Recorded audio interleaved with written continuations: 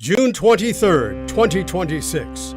New York City decides, once again. In a one-party town, primary elections mean everything. And this one's like nothing you've seen before. Will Mayor Mamdani build a new socialist machine? Can the Democratic establishment hang on to its turf? You're about to find out, thanks to New York City's #1 worker-owned news outlet.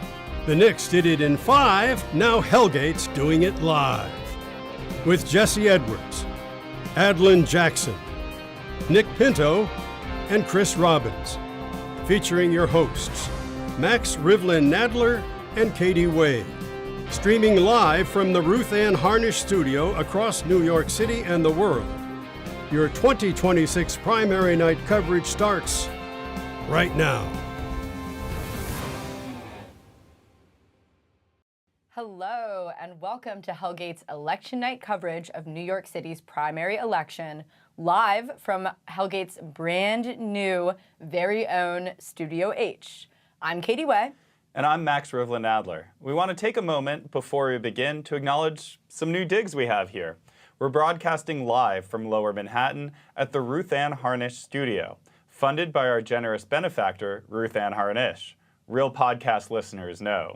And we also want to thank New York City radio legend Rich Lamb for yet another fantastic teaser.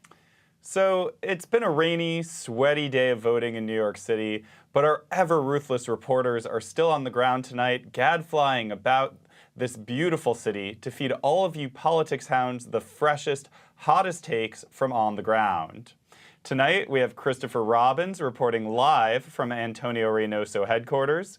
We have Adlin Jackson calling in from DSA headquarters at the Claire Valdez, David Orkin, Sam Catton watch party in Bushwick. Jesse Edwards joining us from Upper Manhattan at the heart of New York 13. And Nick Pinto traipsing around Queens to bounce between the Jessicas, Ramos and Gonzalez Rojas. We'll also be joined, as always, by the charming Michael Lang, joining us this time right here in Studio H and then later in the field. And just a reminder, Hellgate is a worker-owned, subscriber-funded publication that runs a website that's updated daily, pushes out a weekly podcast, throws out some banger events, releases special projects like the Eric Adams Table of Success and our brand new investigation, The Courts of Contempt, our deep dive into New York's court system. And we cannot do it without the support of people like you. If you are not already subscribing to Hellgate, please consider doing so. And if you're already tapped in, thank you, and please consider upgrading your subscription. You could get some very cool swag like this t-shirt behind me, over there. There we go. Where is it? And, other cool subscriber benefits. Well, let's take a beat right now. Katie, how has this election season been for you? Well, much like Brad Lander, I feel like we have been campaigning or in campaign mode since December 2024. But much like Brad Lander, I'm also feeling pretty good about how we've ended up. But, enough about me. This federal and state election cycle has really been about someone else, and that's our mayor, Zohran Mamdani, and his quest to remake New York City politics in his image. Max, can you remember the last time a New York City mayor got this involved in another election cycle? I actually can't, right? Because Eric Adams tried to flex some electoral muscle, but like every candidate he touched was kind of cursed. Bill de Blasio was not really like a positive as an endorser, and Michael Bloomberg was really kind of a party of one. In fact, most New York City mayors kind of act like individual agents, not really part of a larger movement that is seeking to change the whole dynamic of city politics. So Mamdani is unique going back to decades. He's not satisfied just being the mayor. He's part of a larger movement that's really trying to flip the script on politics in New York City. Yeah, that's what I was going to say. Yeah. But anyway, back to the present day. So since January, Mayor Mamdani has been making big moves, sprinkling his endorsements across the city to dramatic effect.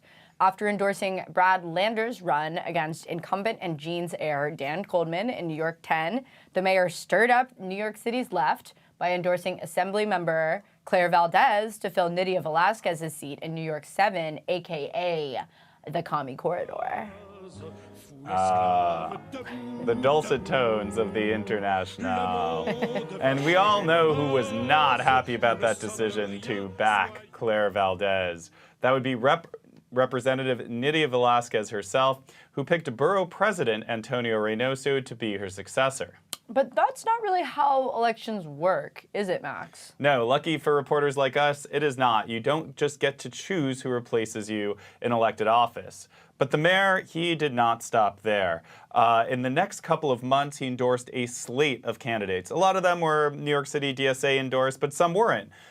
He did so across Brooklyn, Queens, Manhattan, and the Bronx. Sorry, Staten Island. I'm not sorry. But anyway, as the Mamdani-approved list of candidates grew, we're talking about Eli Northrup Uptown, Abir Kawas, Sam Cotton, and Brian Romero in Western Queens, Iyapa Seri Tupac in Lower Manhattan, but we can't forget about the mayor's final federal endorsement, Daria Liza Avila Chevalier, challenging Adriano Espiat in Harlem and the Bronx. Yeah, here we go. DSA has expanded their ground game. What were congressional districts that did not appear to be competitive all of a sudden are being put into play by DSA. And here we go. We have a map right now. You could see New York 14 completely represented almost entirely by DSA members who got our hammer and our sickle. We've got other places that are, kind of partially represented by DSA. We've got the contested areas out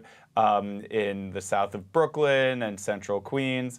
And then we've got some weirder, more interesting places like the upper Manhattan right there. What is going on in New York 12? And above it, we have New York 13, which could go DSA's way later tonight. We'll see. It's very competitive. Yeah, New York 12, the Riddler, is winning. But really, our mayor has made his priorities clear this election cycle. It is Mamdani and DSA versus everybody, even other progressives, in a fight for control over New York City's Democratic Party. Plus, in Upper Manhattan, there's still New York 12. It's Anthropic versus Palantir, or Anthropic working with Palantir, or it's Michael Bloomberg versus the Kennedy dynasty. Oh my God, just let that election end. I want to be done with it.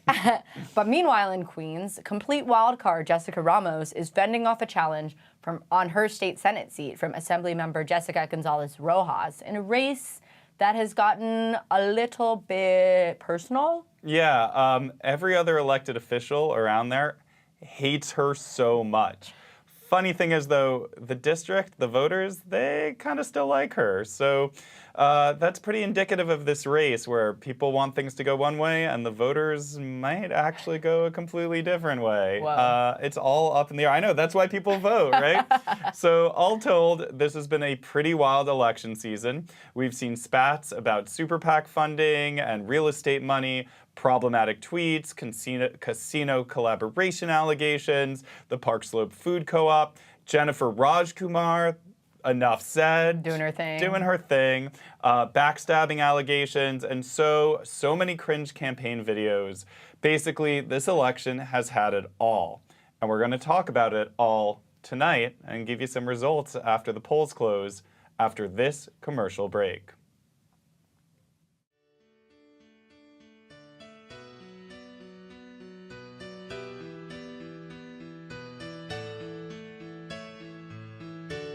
Wait, no, I need my friends to tell me what makes me dateable.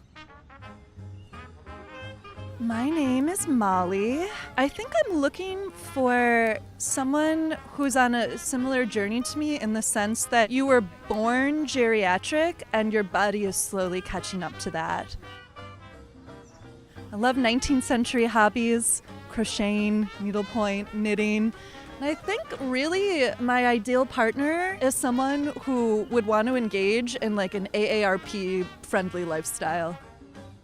There's so many. Kindness, empathy, someone who's not afraid to look silly, open-mindedness when it comes to potential dips for fries and the various foods that pickles taste good on.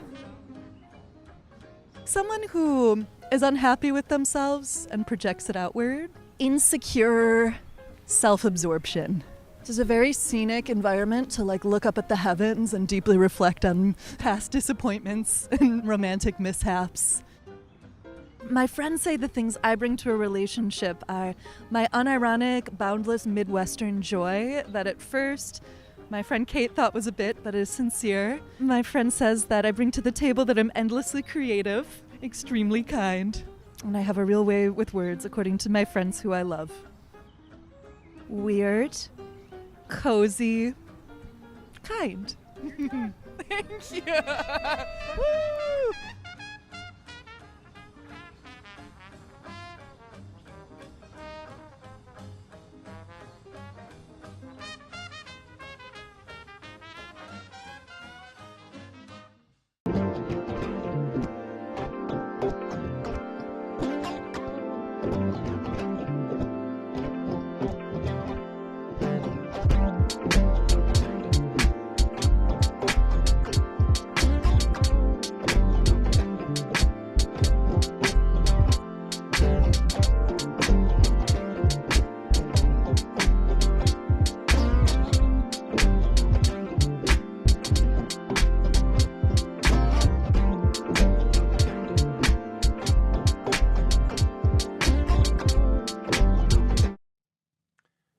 Welcome back to Hellgate's 2026 primary coverage. I'm Max Rivlin-Adler alongside Katie Way. Hellgate is a worker-owned, subscriber-funded news outlet, so please hit that subscribe button or hit us with the tips at your leisure or with some great urgency. Yesterday, I had the pleasure of sitting down with a New York City political commentator and a Hellgate fan favorite. Yes, we're talking about Michael Lang, who just released his predictions for tonight's elections. So we talked with him yesterday. Let's take a look at the interview. All right, and we are here with Michael Lang, the author of the Substack The Narrative Wars and local election ball knower. Michael, thank you so much for being here. It's such a pleasure. Thanks for having me. Let's see if I retain that ball knower title through Tuesday. Yeah, so you just spent all night, allegedly, working on your election prediction. You just released it. I believe this is the first interview you've given since it was released. This is the first anything I've done since it's been released, other than get showered and get dressed, yes. Well, we're honored, to be honest. All right, so before we talk about your winners and your losers, take us into the process. When you make predictions, when you're going precinct by precinct, what do you take into consideration and kind of how has your process evolved through, I guess this is your second election cycle, really diving into it? Yeah, well, I think the OGs might remember that I was doing some predictions a couple years before, but I'm fortunate again that first and foremost, that we had a very competitive mayoral election last year that certainly gave me a ton of data to work with in terms of the electorate, who's voting where, in what numbers, things like that. Mm-hmm. Obviously, it's not a one-to-one comparison, like lower turnout congressional primaries, even in a Trump midterm, doesn't really touch like a higher salience mayoral contest. But also another thing is look, you and me, lifelong New Yorkers, these are districts that I have lived in or worked in or spent my entire life in many cases. So I think from a cultural and ethnographic feel, it certainly helps me a lot. And now as I get older, these are also candidates who have become my peers or at least people I know. So, it gives me some of that texture to go off of when I make a prediction. They're going to be younger than you soon enough. And yeah, Let's hope not, yeah. What was the most interesting race for you this cycle? I think, yeah, that's an excellent question. Let me split the baby and say, I think at first, I always thought that New York 7 would be the race I would cover the closest. I'm sure your listeners know that's between Claire Valdez and Antonio Reynoso in Brooklyn and Queens. But as the cycle progressed, I really thought that the race for the 13th Congressional District in Upper Manhattan was becoming really fascinating between Daria Liza Avila Chevalier, also backed by DSA and Justice Democrats, and Adriano Espaillat, who's been in Congress for 10 years. He kind of built one of the last ethnic political machines, I would say, and he's also someone who, throughout his career, there's no elected official in New York who I've studied who's run and won so many close contests. So I've really, I've tried to balance my time between those two. Obviously, New York 12 gets a ton of attention, right. But I would say, more of the mainstream and establishment, less counterculture press like us, So I figured I would leave it to them. Alex Morris and Michael Lash are also folks I know pretty well. So I focused on 7 and 13. Nice. So did New York 13 surprise you in how close it has become? I know you called it fairly early, but the fact that they are running so close together and Espaillat has to essentially pull out all the stops to try to win tonight. I don't think it surprised me because I never really judged that Espaillat was a terribly powerful incumbent. I think the district, since the 10 years have passed since he first won it, he defeated Keith Wright, who was kind of Charlie Rangel's appointed successor to that seat. The district has changed a lot. Espaillat always kind of struck me as a politician who wasn't really moving as fast with the times. I thought there was some degree of mystique to him having a machine. Not to say that he couldn't turn out voters and he didn't have a base, but I thought, it was a little softer maybe than perception indicated. And I do think it will be a fascinating result on Tuesday because he has received a very spirited challenge. There's been more money spent in that race, certainly, than every other race besides, of course, the 12th district. So it'll be very interesting to see if he kind of holds on, right? He's a vestige, I would say, of maybe a New York that is receding a little bit politically. Right, and speaking about who's coming up, something we've been kind of thinking about a lot at Hellgate, if not necessarily writing about it, is that we've talked a lot about young DSA voters in New York 7, but there is still a lot of young native New Yorkers in New York 7 who may be DSA or maybe not. What's your take on how they're voting? Yeah, I think you might have hit on kind of like the swing constituency. I think Clara Valdez will do quite well with voters kind of between the ages of 18 to 35. Native New Yorkers, non-native New Yorkers. I mean, it's gotten to the point where, again, Antonio Reynoso, through his red box, which is like a signal to super PACs on what to target, they're basically writing off voters under 35, particularly white voters, things like that. So I think that's a demographic where she'll do pretty well with, and I would imagine that Reynoso does well with white, black, Hispanic voters over 50, particularly kind of given his record and ties to the district and his support from Nydia Velázquez.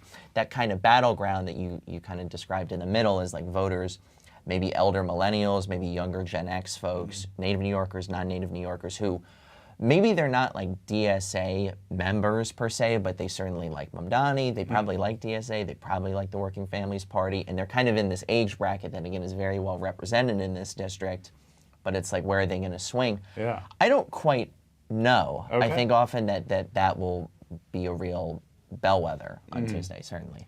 Yeah, no, that makes a lot of sense. These Mamdani Reynoso ticket splitters 100%, who might decide the race. Another little inside Hellgate slack is that the next commie corridor we felt was a little weak as nomenclature goes for New York 13. Fine. Could you take another stab at what to call the Uptown neighborhoods turning to the left? No, well, I mean, okay, look, I get it. The sequel's not as good as the original, but there's a reason that every movie in Hollywood is now a sequel or a third version, so it's funny. I can't take credit for this, but some people call in DSA, they call the upper ridge of, I would say, Hudson Heights and also Inwood, some of the more elevated parts, they call it the Marxist Mountains. I don't really, but I don't really know if that quite fits because it's a little more middle-aged and a little older, and again, quite liberal, quite progressive. I'm not so sure how they're going to take to this race. I imagine they'll break for Daria Liza, but I don't quite know the margin. They're much more, let's say, like Robert Jackson, Working Families Party adjacent liberals, but we'll certainly see. Whereas like the commie corridor, it's like you get off the train at Jefferson Street, you know exactly where you are. You know the vibe. You know why Zoran is once again campaigning at Paragon. Yep, 100%. So we talked about the congressional races. Before we get into your picks, what's your favorite race to watch non-congressional? Ooh, okay. Let me choose my assembly district. It's on the Upper West Side and Morningside Heights. It's between Eli Northrup, who I'm not even going to pretend like I'm unbiased. I've known him for a long time. I think he's a really wonderful guy and would be a really great addition to the state legislature. He's running against Stephanie Ruske, who's a rabbi in the neighborhood. There's been a lot of outside spending in that race. The West Side Progress PAC, which went very hard against Lindsey Boylan, has ties to all these Cuomo aides and things like that. They're spending. It's become quite a fraught contest. So I have a very personal stake in that neighborhood. I think there's also going to be plenty of other really interesting primaries. I mean, like, just to start in terms of evaluating like how much has changed in politics the last 2 years, kind of the local and the national environment. Ian Huntley in Bedford-Stuyvesant's running against Stephanie Zinnerman. He lost that race, I believe, by like 5 or 6 points last time. It'll be just a fascinating comparison this time, like how much the environment has changed in a rematch like that. And I would expect him to win. But I think it's like a... interesting. I think it's an interesting kind of baseline. I mean, 65% of the early voting electorate there is under 50. I think that bodes pretty well for him, and I think Election Day will kind of continue that trend. And Zinnerman finally beginning to campaign.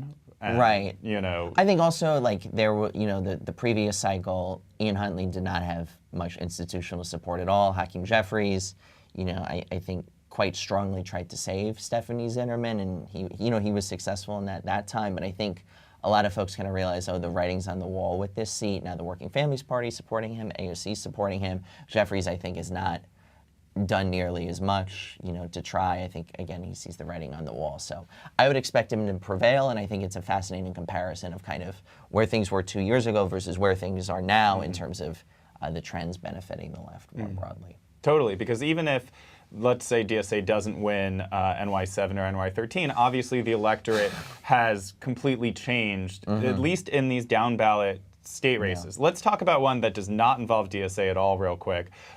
Jessica Ramos versus Jessica Gonzalez Rojas in Western Queens. Which Jessica would you want to be right now? Oh boy. Well, I mean, the caveat, I guess, is that I haven't seen any polling, things like that. But, you know, just to read the tea leaves a little bit, there's been a lot of outside spending to kind of prop up Jessica Gonzalez Rojas. I mean, it's not normal for these independent expenditures to spend over $1.5 million on a candidate who, again, at the beginning of this race, I certainly believe was very favored to win. Jessica Ramos was, I would say, quite diminished. She got less than 1%. She kind of endorsed Cuomo. Her mayoral bid flamed out. She was in debt to all these vendors.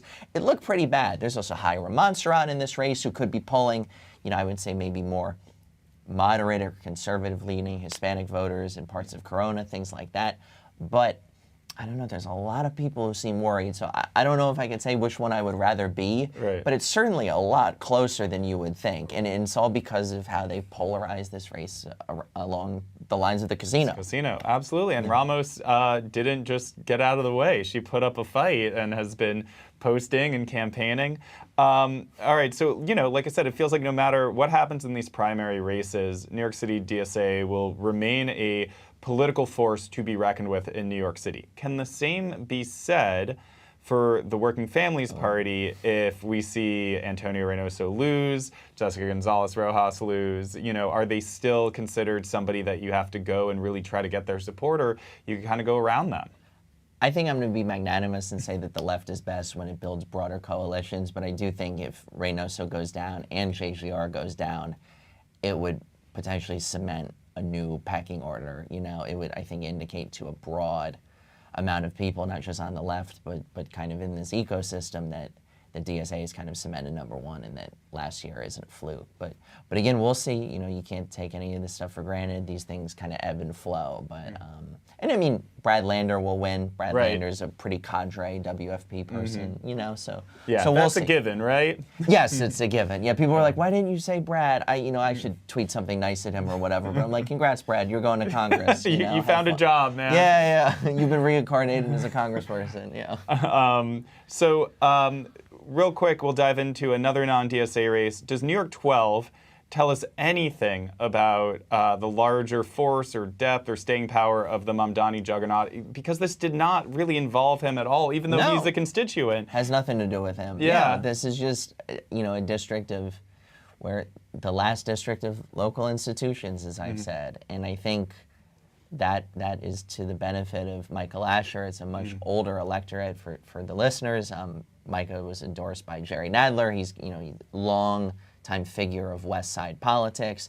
So far, if I look at the early voting, the West Side is, you know, mogging the East Side, right? And so, which is what happened in the last election. Yes. Yeah. You know, I don't think the margin will be quite as pronounced, but it does appear that, you know, the West Side has more Democrats, higher propensity voters, much more institutionally cohesive historically, and it appears like, you know, that is not a myth. That is the reality, at least bearing out before me. So we'll see. But Alex Boris, again, I think even if he loses, he's run a very strong campaign. One of the better campaigns, I would say, this cycle, though, because he took this structural disadvantage of the whole battle with Central Park, and he said, let me nationalize this race. That's the way I can win. And I think even if he falls short, it foreshadows a lot of trends in our politics, particularly around the salience of AI regulation, you know, the appetite for that in the electorate, and also like all this AI money is not going anywhere. It will increase exponentially the next 2 years. AI in the Democratic primary for president in 2 years could be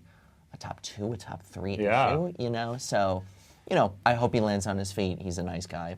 Yeah. And can raise a lot of money. Yeah. So let's get in really quick to your predictions. New York 7.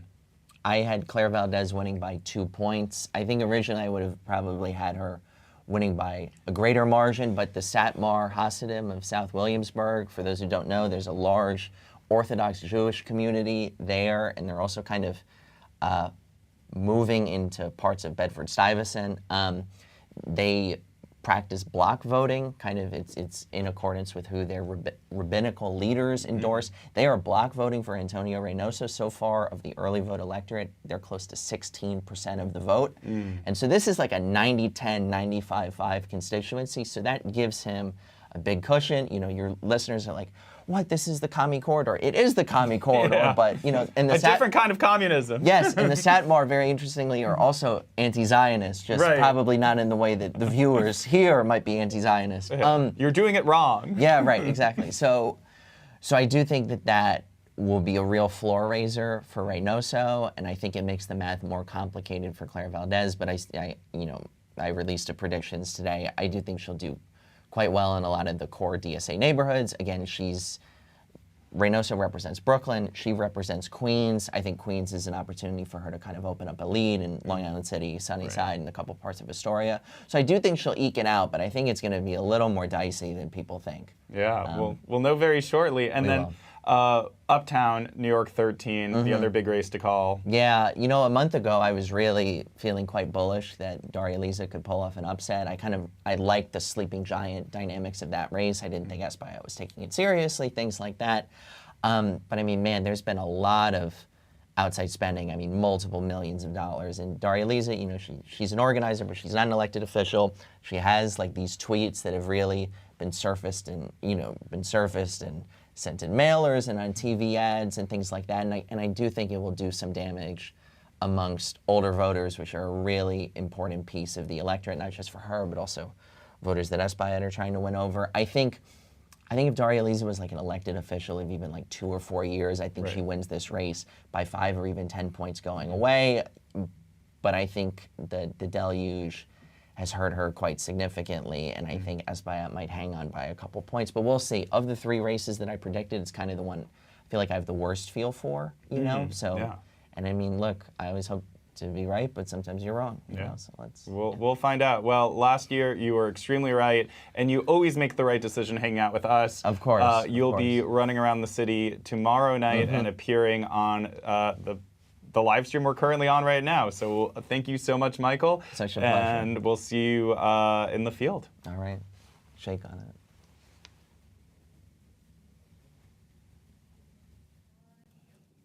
Wow, that was exhilarating. I loved it. But you know, we got pretty excited watching that back in the studio. That was hot analysis right there. So let's give ourselves and our audience a little bit to cool off and go ahead and kick it to one of our reporters in the field.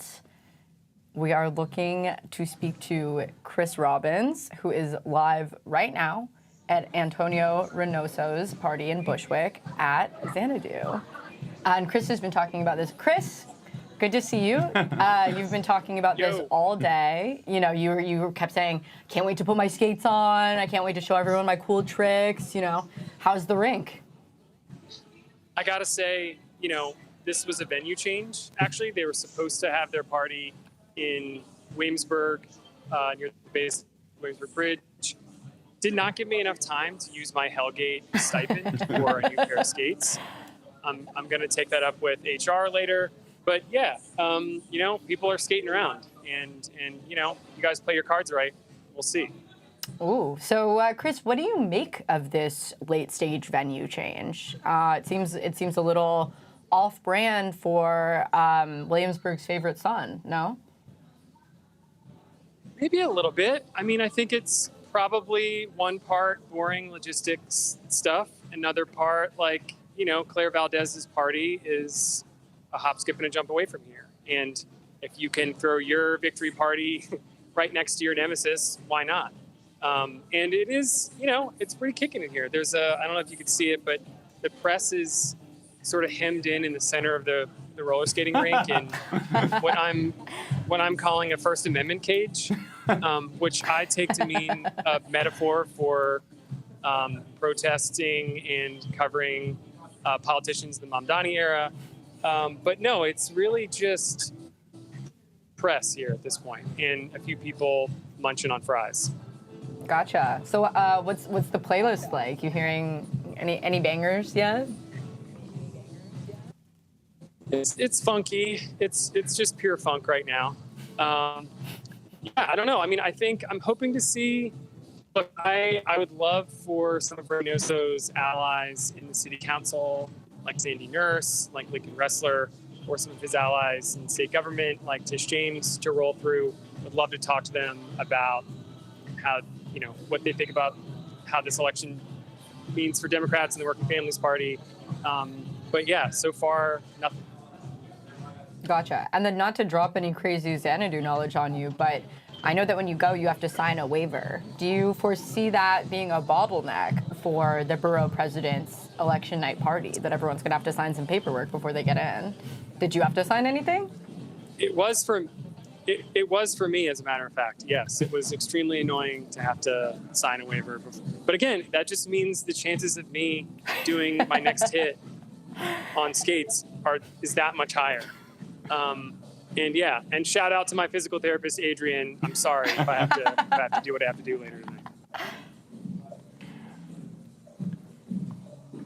All right. Well, I think besides skating the night away and hopefully seeing some of Reynoso's allies, what else are you kind of expecting from tonight's watch party?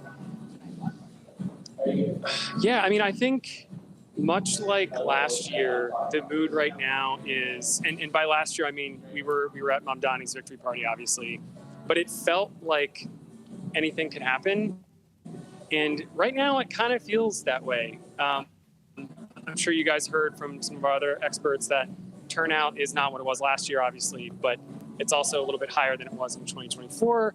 It was a rainy day. You had a big Satmar Civic block in southern Williamsburg come out.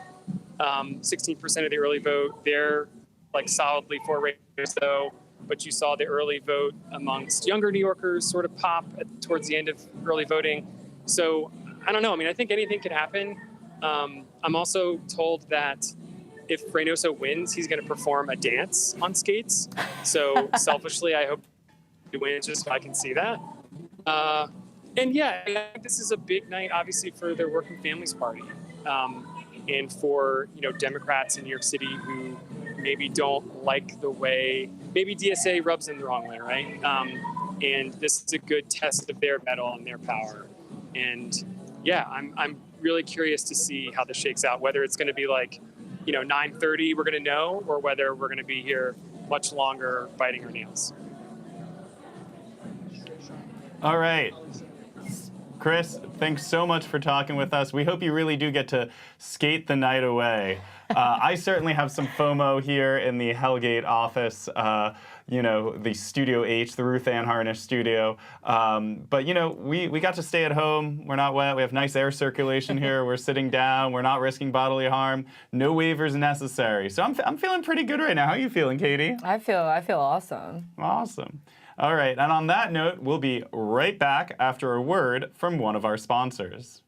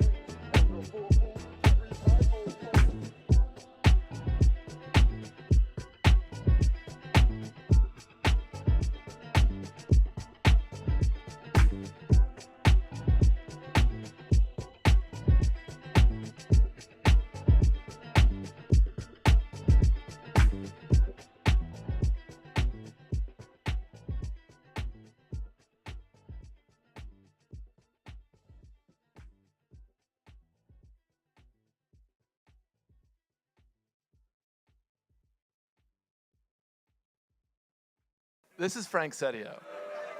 Real heads know. Frank Setio is sort of like an exemplar of the system, and he is a fascinating guy. You hear again and again that he's the last of a breed. They don't make them like Frank Setio anymore. And you also hear, talking to people who are thinking of becoming judges in Brooklyn, that at some point in the process you're told, you got to talk to Frank. He can really make your candidacy. Frank Setio does not just play a central role in deciding who's going to be a judge in Brooklyn. He's also a practicing lawyer, arguing cases in front of judges, mostly in Brooklyn, many of whom he's helped make judges. I'm kind of locked in on this like weird engagement of Frank Setio in this process, and it's been a journey. Yeah, like a while ago he threatened to sue us. That was a low point in our relationship. But I still feel fondly for this guy. I'm like sitting in court for all these proceedings, and he came in the other day, and he recognized me. He picked me out, and he was like, "Come." Well, first he was like, "You couldn't dress up for court," because I had like a sweatshirt on or something. But then he like pulled me out, and he's like, "I know you want a picture. Here, take a picture. Take a picture." So there's the picture, and he sort of like pulled me in close, and he's like, "Let me ask you something. Did I do something to your mother? Why are you going so hard on me?" He's like, "But I read everything. I'm a subscriber, man. I got to keep you in business. Wouldn't want you to go out of business." The reason I think this is interesting is because I feel like Frank Setio sort of is like representative here, and is kind of like symptomatic of some of the things we could worry about with this process, where he is someone who has this outsized influence in selecting who becomes a judge, and he's also allegedly in cahoots, but at the very least sort of like serving as this toxic conduit, connecting the mechanism of judicial selection with party politics, with like some allegedly extremely unsavory characters.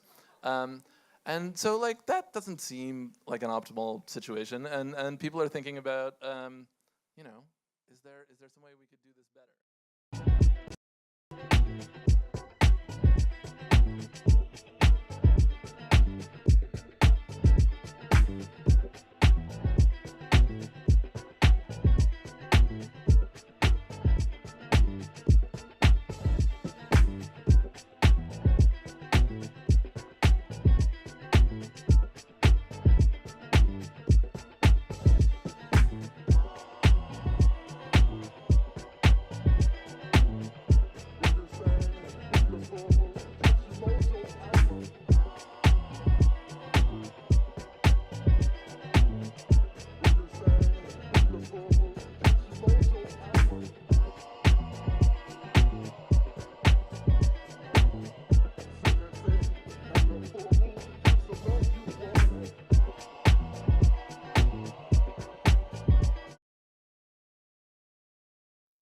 All right, welcome back to the Hellgate Primary Night live stream. If you're enjoying this, remember to hit us with a subscription. And we're doing this because of viewers and subscribers like all of you. And again, if you are already a subscriber, you're feeling a little flush with cash and Mamdani Stan, hit us with a tip. We would appreciate it. So, we just were joined by Chris Robbins at Borough President Antonio Reynoso's Election Night Watch Party in Xanadu. So we're going to take it over to the other side, politically, but not so much geographically, of New York 7, and take a moment to talk to Adlin Jackson, who is at Claire Valdez's watch party at 99 Scott. Joining us now with Valdez's comms director, Andrew Epstein. Hi, guys. How are you doing? Hey, Katie and Max. I am at 99 Scott. I believe the last time I was here, Perp was DJing. Shout out to Perp, friend of the blog. I am here at 99 Scott in East Williamsburg, spiritually Bushwick, and I'm here with Andrew Epstein, the communications director for Claire Valdez's campaign for Congress. Andrew, good night. How you doing? I'm good. Good to be at 99 Scott. Already 2 different people have pointed to me where they've had panic attacks here before, so hopefully a few more tonight. Toughen up, people. Earlier tonight, I heard someone DJing using the New York One audio as one of the inputs. Andrew, what are we listening to right now? That's how you know it's real sicko stuff here. I don't know what we're listening to, but I do know that Chelsea Manning will be in the DJ booth throughout the night. I don't think it started just yet, but she's going to be spinning tonight. Awesome. And, you know, people have called tonight a referendum on the mayor's influence, a chance for the left to take a bite out of the political structure in New York. What are the exit polls telling you? I mean, we were out today in the spine of the commie corridor, as Michael Lang might put it. And it was hard to find a single voter who wasn't with Claire. In Ridgewood, in Bushwick, parts of Sunnyside, in Williamsburg. Now, that does not mean this campaign is on lock. There are all kinds of voters we didn't talk to or see. But at least in those parts of this district, I think we're going to have a very strong showing. The question is going to come down to turnout. How strong is turnout among who and where? And what are Claire Valdez's, what are her priorities if she does make it into Congress? What's the importance of having a socialist in Congress in 2026 or 2027?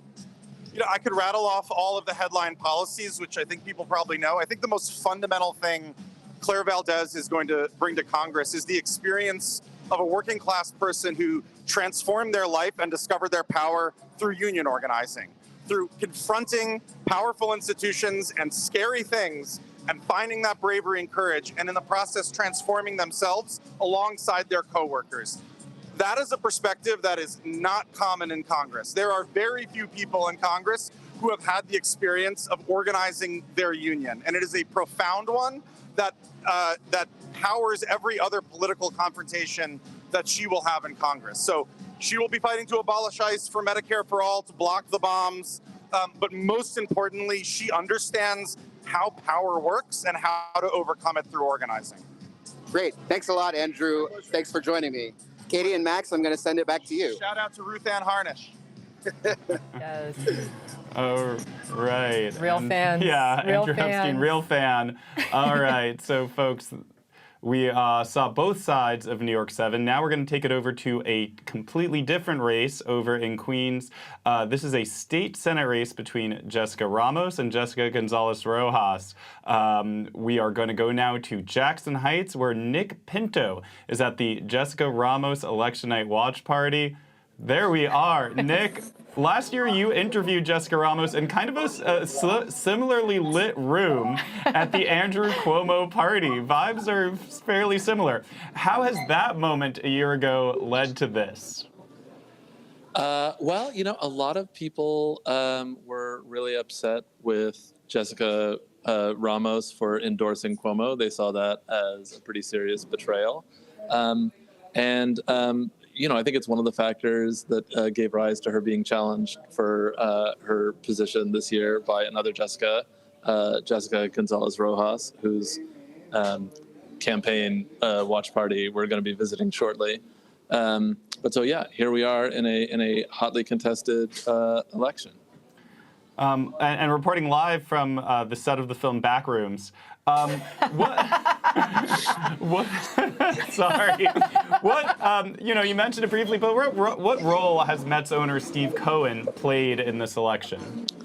Yeah, well, I mean, I'll tell you, I've now visited both venues where the watch parties are going to be for the two campaigns tonight. And you know, you can see what this place looks like. There's some gentlemen playing dominoes behind me. There's like a little wall of Jessica Ramos signs. There's some like aluminum trays of food over there. Like this is the setup. The other setup looks very different, and when you see it, I think the next time you see me, you'll probably be able to guess which of these two campaigns received $850,000 in dark money from a super PAC, because they're different. This is you know, spoiler alert. This is not the campaign that got the $850,000 from a dark money super PAC. Yeah, you know, if Jessica Ramos is being shunned like she is by every elected official in the area who kind of turned on her, I guess, you kind of talked about it a little bit, but did you see anybody there, union members, or is it just still very low-key? It's extremely low-key at the moment, and to be fair, the doors sort of just opened and they're really just getting sorted. The campaign hasn't even really made an appearance yet. So no, there were a couple of union members who came in and a campaign volunteer who we were chatting with, who made the pointed point to us that Jessica Ramos speaks Spanish and her opponent doesn't really, and that some people in the community have feelings about that. Yeah, they bring that up a lot. The other thing they bring up is obviously the casino, which is what Steve Cohen has really latched onto in the area. Jessica Ramos was a thorn in his side. She was eventually overcome by opposition or people in support of the casino. You were hanging out in the neighborhood a bit before this watch party. How salient is that as a point in this election, her opposition to the casino and Jessica Gonzalez Rojas's, general acceptance of it? Yeah, I mean, it certainly it comes up a lot in conversation. You see people, who are like involved and active in the election are carrying signs that are directly addressing the casino question. I think the casino question is sort of the central animating question in this campaign. Did voters feel betrayed by Ramos last year when she did endorse Cuomo, or is that ancient history?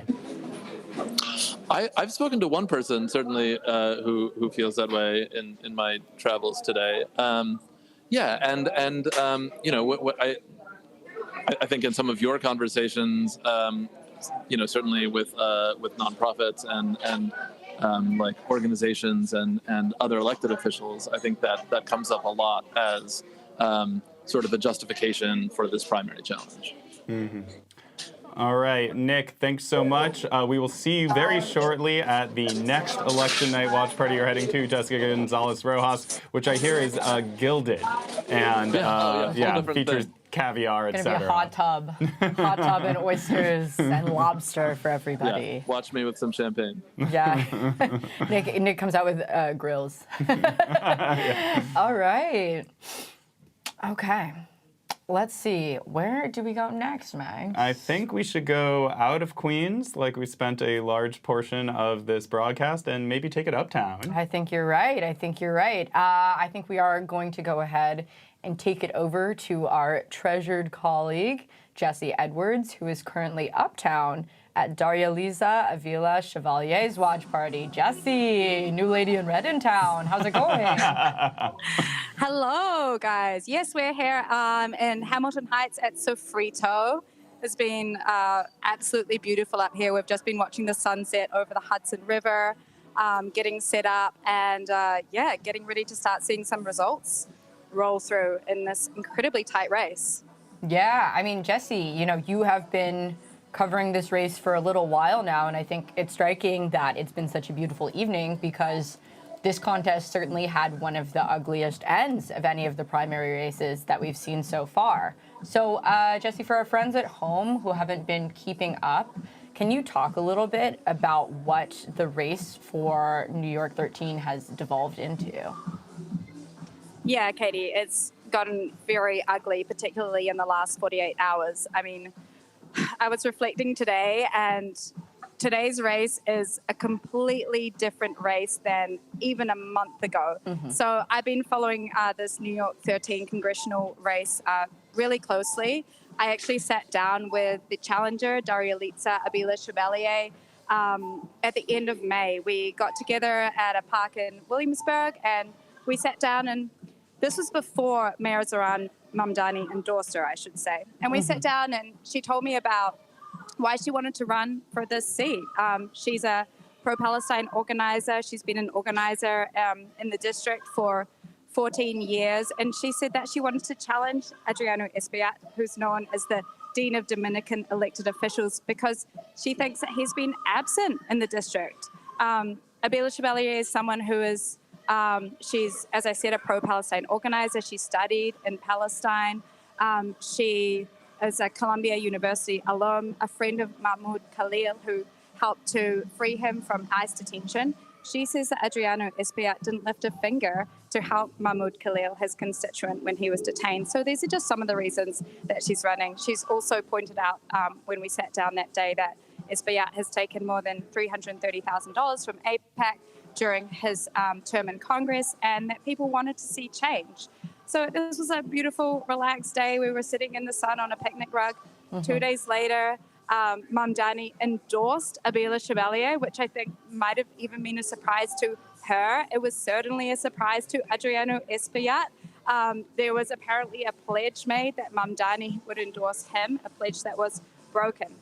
And ever since then, the race has really devolved. The first thing we saw is, of course, the media and Oppo dredging up these old tweets of Abela Chevalier.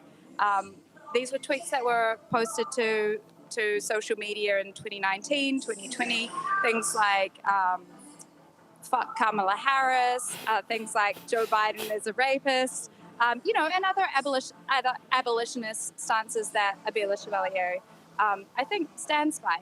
She doesn't stand by all of her tweets. She's since come out and said, look, I was a millennial. I was a millennial with internet access. But, the Oppo has kept coming. Another thing that we've seen, particularly just in the last 3 weeks of this race, is money from super PACs just pouring into this race. I actually did a deep dive into the campaign finances over the weekend, and what I found is that $7 million has been spent by super PACs to oppose Abela Chevalier's bid for Congress. And much of that money is coming from pro-Israel groups. We found that $650,000 at least has come from AIPAC to block Abela Chevalier from winning this congressional seat. She's also had some super PAC money spent on her, but only to the tune of about $2 million. But that's not all. In the last 48 hours, things have got really, really ugly. Just this morning, City and State reported that one of Espaillat's senior advisors had been going on Spanish language media and really spouting some Islamophobic and racist things about Abela Chevalier and Mamdani. So what did he say?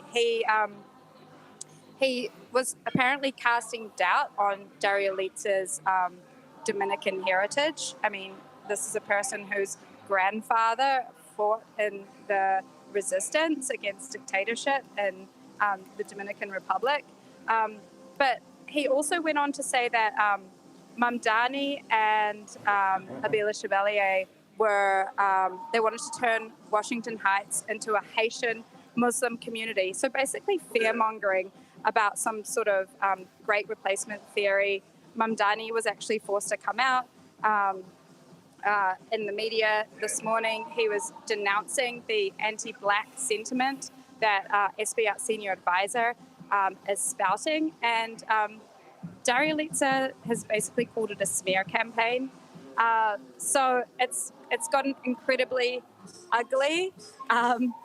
And again, this is such a tight race. The last polls that came out had Abela Chevalier and Espaillat basically neck and neck. Abela Chevalier just pulling ahead slightly. We're yet to see whether all of these attacks and the super PAC spending has impacted her chances, but we're going to find out tonight. And Jesse, I mean, that is all, it seems like a crazy turnaround. Do you see a scenario where this race got, this like low down, nasty, if the mayor hadn't stepped in and endorsed? I definitely saw a turn when the mayor endorsed. And I remember after he endorsed, getting in touch with the Abela Chevalier campaign saying, oh my gosh, and they almost seemed as surprised as me. I mean, what I felt after he endorsed is that he had awakened the incumbent from a slumber. Espaillat has been in this district, the congressional representative, for almost a decade.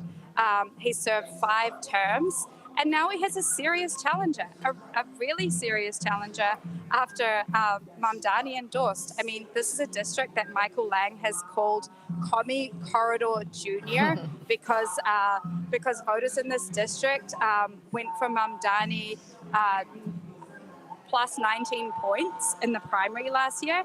So, I mean, his position is in danger, and I definitely think the endorsement made this race a lot uglier because the incumbent is scared. All right. Well, thank you so much, Jesse. Trenchant analysis, and I don't say that to everybody, so really appreciate it. All right, we are now going to go back into the field. Yes, folks, Nick Pinto is on the move. He is going between the two Jessica's parties right now. Yep, we have live footage of Nick. He is biking between the parties. There he goes. Nick, what's it like outside? You know, it's a beautiful summer night, you guys. We should do it like this all the time. This is great. We own the company, so again, if you hurt yourself in any way, you'd only be, you'd only have to sue us. So there's no liability at all. You're totally out there. Are you Hellgate's Lance Armstrong? Many people are saying, yeah. It's a city bike, which limit, but I'm doing, yeah. I would, yes to that question. Are people waiting online as you bike by them right now? To watch me bike? Yeah, continuing the Tour de France analogy here. No, waiting to vote for voting. Yeah. But we're gonna pass the polling place in a minute. If we're still talking when we get there, I'll let you know. Yeah. Nick, how is it, you're putting your body on the line, you're committed to this. How important is it for people watching at home as these polls close to support a worker-owned news outlet like Hellgate, where we undertake such treacherous reporting such as this? You guys, it's critical. I mean, less so for the bicycle escapades. If I can be serious for a moment, because elections like this do not get covered if there aren't journalists, and there are fewer and fewer journalists and fewer outlets covering these things, and we're trying to figure out a way to do that. So, this is like a load-bearing pier of civil society and American democracy, so that's why they should do it. Also for the bicycle escapades, because it's fun. All right, Nick, we hope you complete your ride safely. Thank you so much, and we'll see you very shortly at the Jessica Gonzalez Rojas party. We hope. Bye. See ya. I wish she was wearing a helmet, but yeah. I can't ride a bike, so what do I know? All right, so it is 1 minute until the polls close. We are going to take a break right now so we could be rested and ready to start giving you guys results. This has been a wild first hour of the Hellgate primary live stream. Please hit that tip or subscribe button. You know that we take risks here, and that's what journalism is missing these days. Yeah, you think this blowout pays for itself? No. Subscribe to Hellgate. All right. Please. All right. See y'all soon. Polls are closing. See you guys on the flip side.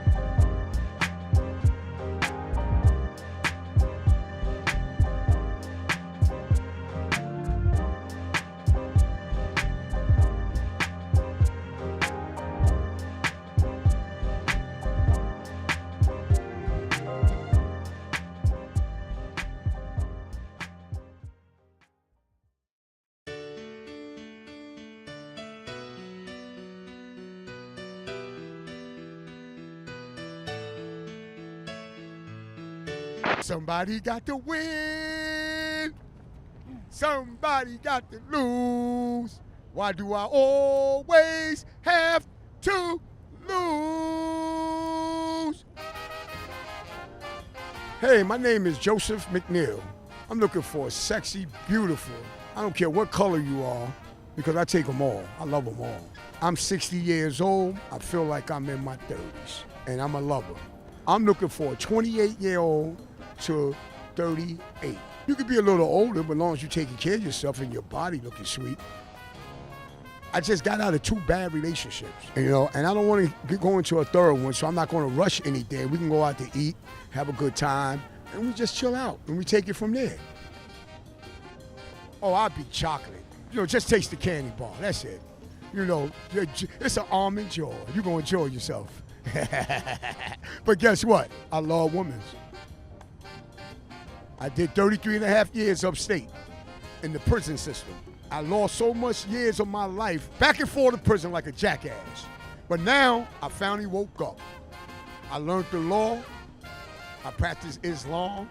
And I'm going to keep on doing what I got to do is positive. And I also help the troubled youth. Don't come in a relationship and bring your past into a new relationship. That's the only advice I can give you. Joe is a beautiful, kind, lovely person, and I love making love. I am a, in bed. I would make you have multiple orgasms like I did that 28-year-old young lady the other day.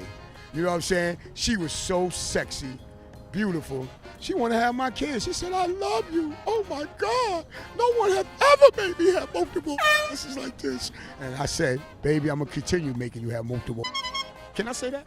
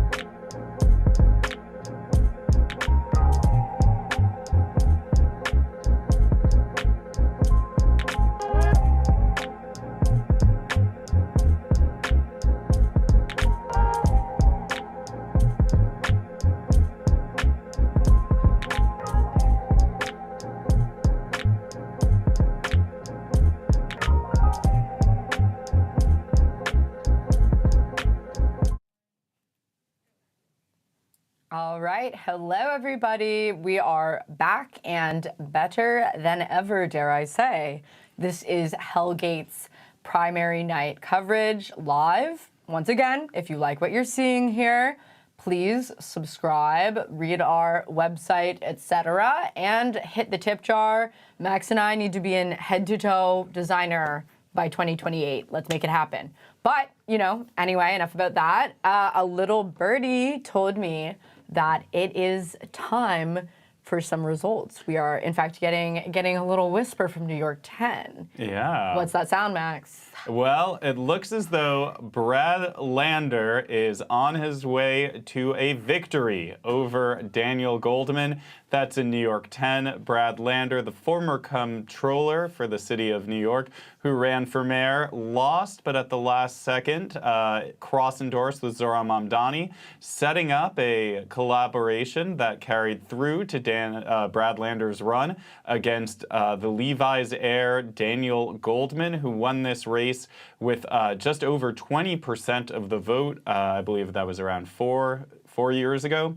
So not a shocker here. Polls had Brad Lander winning by quite a lot. The 24-point margin that you're seeing right now is fairly in line with where you had the polls leading up to that. So in fact, already the Associated Press has called the race. And so last year, you might remember there was this meme spread around that if Brad endorsed Zohran, he would be reincarnated as a New York 10 congressman. Well, folks, some good news here. If you are a fan of Brad Lander and not a fan of Dan Goldman, this has in fact happened. And I think we've got a graphic that will actually show exactly. There we go. Aww. It is, folks, Brad Lander has been reincarnated as a lotus flower, the most unemployed man for the past 6 months. We're very happy for you, Brad, just to have something to do. He's been running for office for the past 18 months, and now he gets to be a Congress member as well as a beautiful lotus flower. Wow. Yeah. Even the fedora at the last moment could not kneecap him. I don't know if everyone's been seeing those photos. Yeah. So congratulations, Brad Lander, our personal friend. Maybe for some of us even more than that. Just kidding. He loves his family. Yes. Yeah, all right. We love Crazy. Brad. And we love Brad. Wow. All right. Not journalistically, we love him personally. Journalistically, everyone's pretty much the same to us. We wish every candidate running tonight could win. That's the Hellgate promise to you, is that we wish every candidate running would win. We don't wish any bad things towards Dan Goldman. Did his time, did his service, good for him. In the pan absolutely, Yes. And here's hoping he lands on his feet. We might not ever know. No. We might not ever hear from him again. Oh, man. That would be such a shame. That would be. Okay. What else do we have going on here? More races More races to talk about. This is another kind of expected blowout. This is the former seat, or the current seat, of Jessica Gonzalez Rojas, who has held that for the past 6 years, I believe. She is now running against Jessica Gonzalez Rojas. Brian Romero was her chief of staff. He was endorsed by Zohran Mamdani for the open seat, AOC. This was expected. He wins here. He's winning by at least 35 points. Yep, I'm doing math. Yes, absolutely, 35 points. Thank you, right on it. So he's doing quite well. And now we go, again, these are seats that people are leaving. This is Claire Valdez's current seat. Samantha Catton, endorsed by New York City DSA, was who she endorsed to take the seat. Again, endorsed by Zohran Mamdani. Not unexpected here. DSA holding on to this seat, much like Zohran's seat was taken over by Diana Moreno. This seems like a pretty predictable outcome, but baton passing, if you will. When DSA gets a seat in New York City, they hold on to it. Wow. It really looks like it, unless you're really far north. And here we go. Oh, shit. This one even changed from when we were looking at it during the break, to be honest. Wow, we are neck and neck in New York 13. We've got Adriano Espaillat with a slight lead over Daria Liza Vila Chevalier. That's so close. Oh, shit. The numbers are really tiny, too. I can't read them. But, yeah, I mean, what is it? Like 15.3% of the vote in, and there's got to be, it's a couple hundred max, right? It's less than that. I legit can't read. All right, it's happening in real time. Ooh, nail biter, nail biter. I mean, if you were to look at this race months and months ago and say that, a pro-Palestinian grad student who was a grad student at the time of the encampment at Columbia, who we interviewed at the time, in fact, now she works for a legal services organization, would be within half a percentage point of Adriano Espaillat on election night.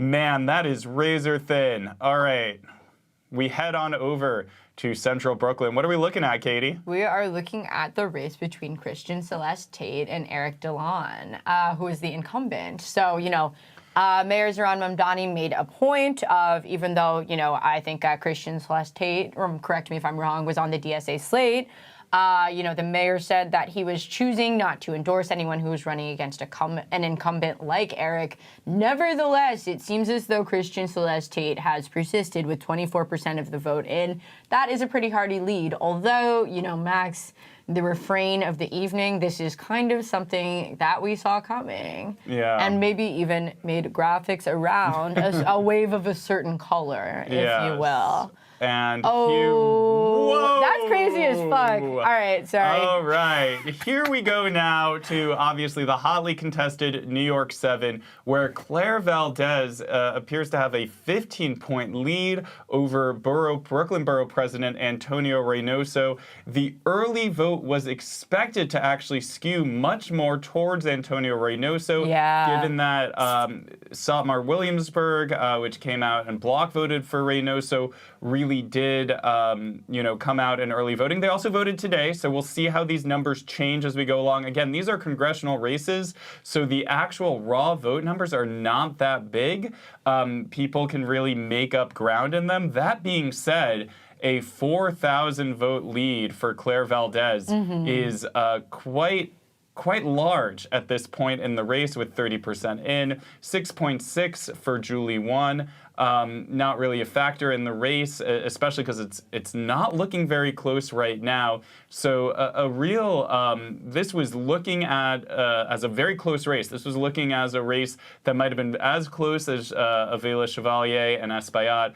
And right now, it is looking like Claire Valdez is going to pull it off. Wait, all right. Quite enough of that. Also, if you canvass me in New York 7, forget my address. Seriously. But, wow, we are taking this over to, I can't wait to hear from Nick once he bikes to his destination. Yes. Oh, my God.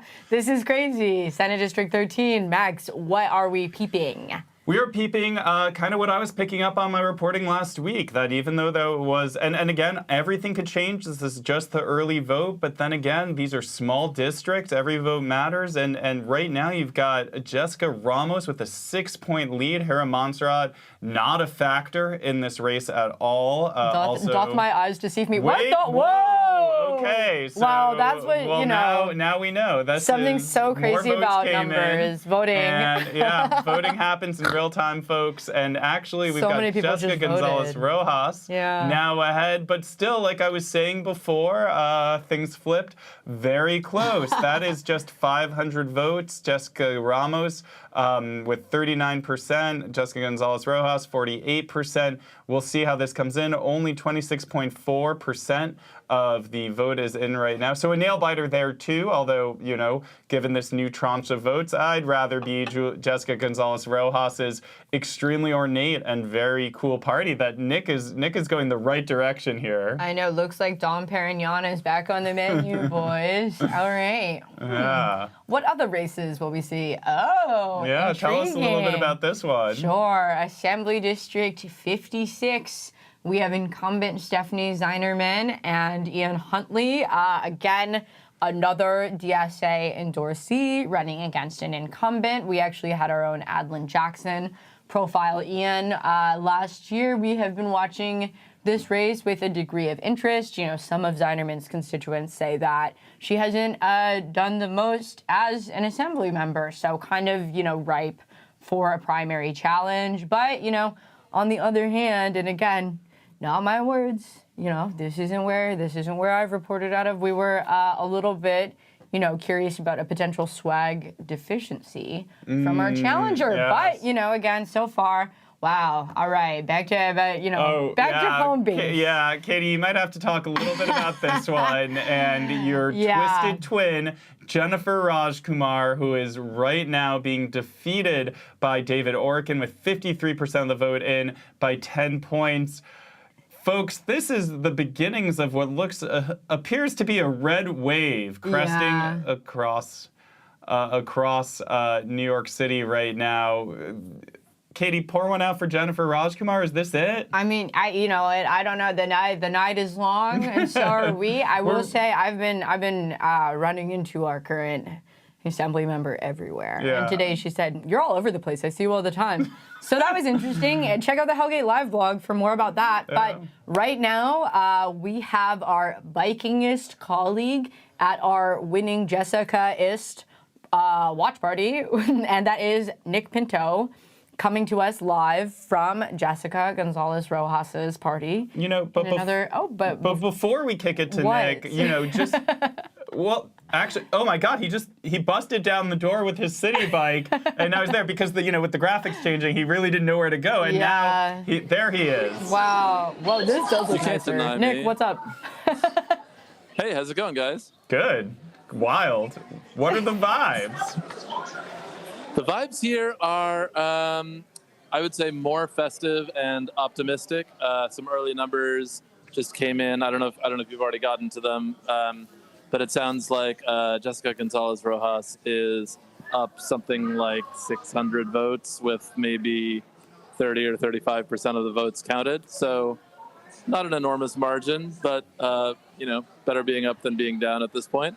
So people seem to be happy. The candidate herself has not yet arrived, but she's expected shortly. Now you're at the Queensboro. How did the general vibes at the Queensboro differ from the Union Hall garage aesthetic of Jessica Ramos's party? Yeah, it's different. This is a little bougier. There are no drop ceilings. You can see the glittering bar. I had a nice IPA here earlier. It's kind of Tony. It's when the sun was setting, it was beautiful. There are these giant plate glass windows. It's a very pleasant establishment. And as you are looking forward to the rest of the evening, do you think you'll return to the Ramos party, or you're gonna stick it out at what's looking like a very strong Jessica Gonzalez I don't know, Rojas? man. The live news, you never know what you're gonna do. I feel like it would be silly to be running around between all of these watch parties without actually talking to a candidate. So I do want to prioritize that.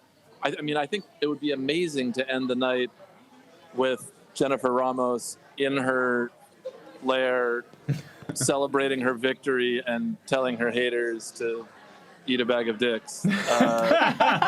Well, we will see. That's like my dream outcome. Yeah. Just for because it would be good television. We'll go where the night takes us. We'll go where the night takes us, Nick. And right now it is taking us over to Adlin Jackson at 99 Scott. So we'll come back to you later, Nick. Adlin is queuing here at what must be a very excited Claire Valdez party. Surely the horse tranquilizers are flowing. Right? Just kidding. Parody. I don't know. I mean, what do you think it's like right now? I wondered if Chelsea Manning bumping her DJ set. We'll see. Some Parliament's lit, who knows what might be happening. Yeah, because that's Samantha Catton, right? It's not just the Claire Valdez part. Right. Samantha Catton. We have David Orkin, who, like we said, seems to have a pretty hearty, substantial lead. And Claire Valdez taking it federal, Yeah, this seems like that would be the place to be tonight, I to be anywhere but this studio. But I cannot be. No. Because it's important that we give you these continued live election results, which you can see on the bottom of your screen, which is extremely cool. Thanks again to our partners at Partner and Partners. for making this whole thing possible. Yeah. But, yeah. So, I think if you are Zoran Mamdani tonight, you are feeling pretty good right now because you've essentially. You are in good shape in a lot of your races. So now we are going to 99 Scott, Adlin. Ooh, the lights are bumping. The light show. Welcome to the light show. What's up, Adlin? I How's don't it know going? if you can hear that. I don't know if you can hear that, Katie and Max, but people here are pretty happy so far. We heard huge screams when 30% of the vote came in, when 50% of the vote came in. People very happy for Brad Lander, his projected victory, and obviously Claire Valdez. Things are looking very positive for her tonight. We've got people, I said last time I was here, Perp was DJing, and who knows, maybe there will be some twerking in 99 Scott tonight against all odds. But to be honest, it might be a little bit more of a techno crowd. Katie? All right, Adlin, any big movers and shakers there yet? Do we have any of our candidates? Do we have any, anyone who the mainstream Democrats are trying to cancel, especially if that person is handsome? That's right, Katie. Oh, another big stream went up. Oh. It has that, well, it's looking, people are very excited. Not, you hear that? Wow. We'll get to talking about Hassan Piker in a little bit, but for now, people are just really, really excited about Claire Valdez. But yes, to answer your question, Hassan Piker is here. He looks pretty normal in real life, to be honest. Nice. He looks kind of just like a normal guy. Wait, just like us for real, streamers, who could say? Yeah. Adlin, I'm curious, as you look around, have any of the candidates made an appearance yet? Because it is looking like, beyond Claire Valdez, a fairly clean sweep by DSA in a lot of these elections so far.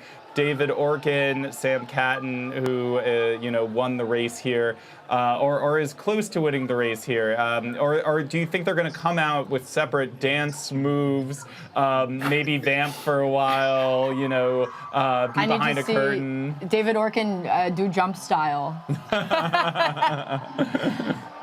The screams keep coming. I'm too busy talking to you to know exactly what people are screaming about. I haven't seen any of the candidates. Someone might be walking in right now, but I haven't seen any of the candidates so far. Adlin, it's looking like a fairly like a 20-point trouncing right now. And you're reporting today. Did you see this coming, or did you think it was going to be a much tighter affair? Well, I can tell you that I spent most of the day outside of New York 7. And yet I met two people who were going into the polls knowing nothing but they wanted to vote for Claire Valdez, even though she was not on the ballot in either of the polling places that I was at. So if that's any indication, it tells you that people were excited to vote for Claire Valdez today. Wow. Yeah. Well, awesome. And then... All right. Well, thanks, Adlin, so much for being there. We're definitely going to talk to you later today, and maybe you could talk to one of the winning candidates. Yeah. Well, I'll be, it might be a tight crowd, but I'll try to find somebody. See you guys in a little bit. Yeah. Dance through. All right. Fantastic. That looked fun. And speaking of reporters who are at parties that are probably pretty fun right now, we are going to take it over to our fantastic intern from the Craig Newmark CUNY Graduate School of Journalism, Alicia Allison, who is joining us over the phone. So, sorry guys, no visuals, you don't get to see Brad. But she is at Brad Lander's election night party in Gowanus. Alicia? Hey Alicia, how's it going? Hi Katie, hi Max. Hi Katie, hi Max. It's going good over here. Pretty loud. I can barely hear you with all the screaming because Brad Lander has won. Ooh, all right. Is anybody there wearing jeans, or did they all get the memo that no jeans? There are a couple of jeans, but there are There are also many skirts and other types of I don't know if you guys heard a bunch of screaming.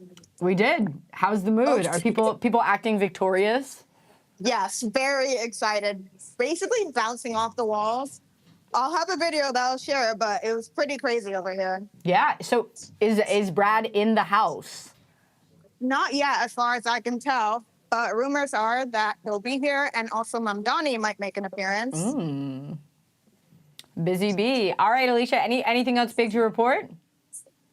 Nothing. Just one person that was here said, actually, it was the first person who called out that Brad had won. Basically said that they are, if Mamdani is able to achieve having a full DSA slate, it would make him a very powerful mayor and one of the most powerful mayors in history. Not my words. Someone I talked to said that. Hey, no hate. We've been saying some crazy stuff over here. Yeah, you haven't been tuning in, but we're making. Yeah, especially about Brad Lander. We gotta chill. Yeah, we need to chill. All right, thank you so much, Alicia. Great hearing from you. Appreciate it. Okay, so talk to you guys later. Bye. Yeah, bye. Bye. And everybody could read Alicia's reporting from the Brad Lander watch party tomorrow over on HellgateNYC.com. And again, thank you to the Craig Newmark Graduate School of Journalism at CUNY. Alicia has been a fantastic intern and will continue reporting for us all summer long. We're so happy to have her. I know, lucky us. Lucky seriously. us. All right, it's time to look at some graphics from the results because they continue to come in. Man, oh man. This is not a nail biter. This one, this one is a Samantha Cadden, you've got it. Congrats, you are now an assembly member, and that means you could kind of complain about being in the assembly. Yeah, and plot your escape. Pretty easy drive. You know what? I reported from the Text Rich rally, and Samantha seemed cool on the bus. So.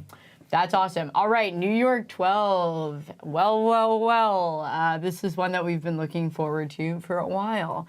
Max, doth my eyes deceive me, or is that Michael Lasher in the lead? Yeah, Michael Lasher with 43%. Alex Boris, backed by all that AI money, at 38%.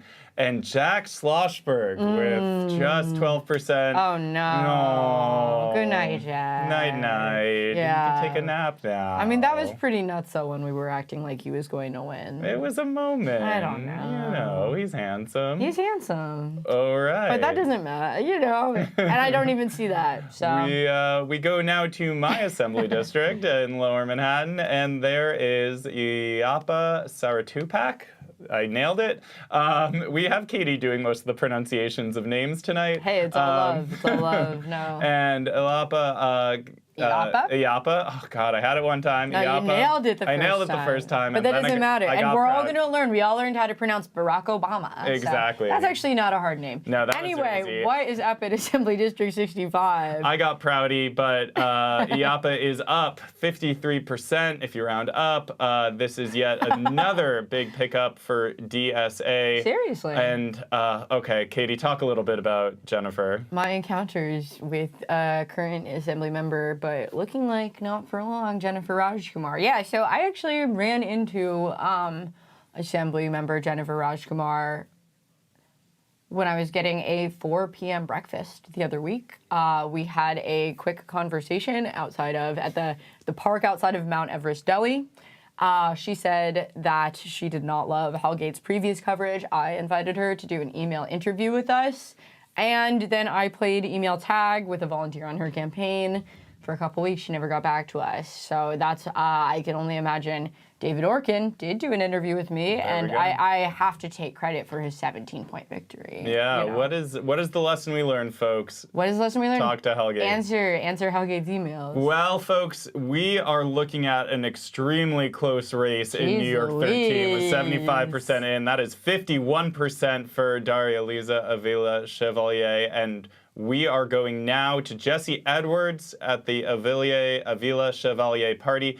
Jesse is with the comms director up at the venue. Jesse. Sofrito. Jesse, what are you seeing? All right, yeah, so I'm here with Usama Andrabi. He's a comms director for Justice Democrats. For those who don't know, the Justice Democrats are behind Daria-Lisa Abela-Chevalier's run for Congress. But I just want to start with the atmosphere in the room right now because it has been wild. As the results have been coming in, people have been cheering and screaming, first for Lander, now for Valdez. And we're seeing some pretty hopeful results for Abela-Chevalier right now. So I'm just going to kick it over to Usama and get your read on what's happening in the room right now. Yeah, I mean, I think we are on a roll right now. The progressive movement is winning. Brad won. Claire just won a huge primary by double digits in New York 7. And Daria-Lisa's up right now in New York 13. And what time is it? Not too long after the polls close. And so things are looking good. And we're really excited to see that obviously people are hungry for more people-powered working-class champions to take on the billionaires, the real estate lobby, APAC donors, and everyone who tried to stop us is losing tonight. So the Justice Democrats were behind AOC's run for Congress. And I just wanted to talk to Usama a little bit about the negativity that's come into the race in the last few days. And to be quite frank, I spoke with you a couple of hours ago, and the mood in the room was not as jubilant. You know, it was a little fearful, I might say. Talk to me a little bit about your feeling 2 hours ago to your feeling now. Yeah, you know, I mean, we left it all out on the field, but obviously, as many people have seen, the last few weeks have been a really grimy and dirty campaign, particularly from Team Espaillat, who has obviously, as many people have reported now, run a really gross and cruel racist smear campaign against Daria-Lisa, trying to discount her Dominican heritage and trying to act like being Haitian is a slur. And it's not surprising, honestly, understanding where Adriano Espaillat has always been a divide and conquer politician, and the only reason he's been able to hold power over this district is by dividing communities like the Black and Latino communities against each other. It's how he came to power and how he's maintained a machine uptown. But I think over the last few cycles, over Zoran's win and when Espaillat endorsed Cuomo, and even just this campaign where Daria-Lisa's up right now in the polls, shows that voters do not like this sort of divide and conquer politics, and Daria-Lisa has, since the beginning, been running a campaign that seeks to unite all of these different communities, Black, Latino, new transplants, longtime residents, against the same billionaires and real estate lobbies that are robbing all of us blind. It is truly the bottom 99% against the top 1%, and Espaillat, everything Espaillat's done in this campaign has been at the interest of distracting us from the movement we're building against those billionaires. Excellent. And I've just seen you've been sitting over in the corner firing off some press releases. Have you had to change any of the language? No, not at all. I mean, you know, we prepare for everything, and as you can hear in the background, I think every single time we see Daria-Lisa's numbers or we see Claire's numbers, we're screaming, and so all I had to do was get out our graphics and our tweets saying congratulations to Claire. We are so proud to support Claire Valdez in New York 7. She is going to bring the entire weight of the labor movement and worker power to Washington. And for the first time ever, I think we're going to have a UAW union member and a Democratic socialist in Congress. And her vision from the start of this campaign has been about bringing the power of workers not just to the halls of Congress, but making sure that they have power outside of Congress and using her megaphone in Washington to do that. And that is a new vision for this country and for the Democratic Party, where obviously we have seen a disjointed and weakened labor movement after years and years of regulation. Claire's a UAW worker. She knows what this looks like. She's worked fast food jobs. She was a Taco Bell employee. Some people try to use that as something that has something against her. And I think what clearly voters want to see is working class candidates like her. Well, thank you so much, Usama. And yes, you can really cut the tension here with a knife. I mean, people are hopeful, but we will keep you posted. Come back to me soon. All right. Oh my goodness gracious. Time for more results? Nope. It's actually time for a commercial break. No, let's take a little break. Refresh your drink, go to the bathroom, text your friends, text us that we look great, et cetera, et cetera. But we'll be right back very soon after a word from our sponsors. Bye.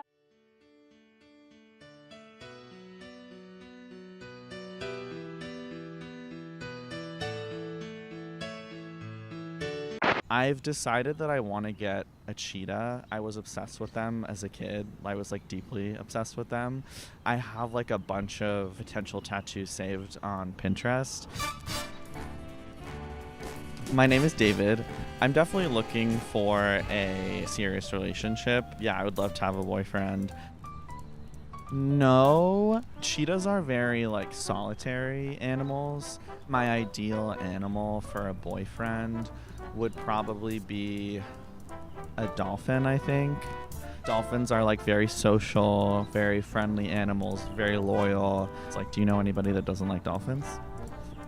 I love music and art, and so I think somebody who has kind of an interest in that would be a huge deal maker for me. I'm definitely looking more for monogamy, I think, in a serious relationship. Definitely not looking for a boy. I feel like I have had my fair share of you, maybe moved past that.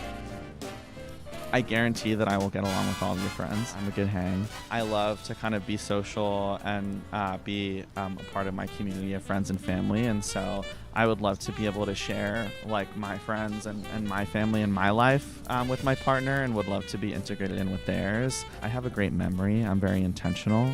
I'll always remember your birthday. I'll always remember your anniversary. I'm planning on making a bolognese tomorrow, so I have some ground beef, carrots, tomato paste. Warm, inquisitive, and caring. That's how I describe myself.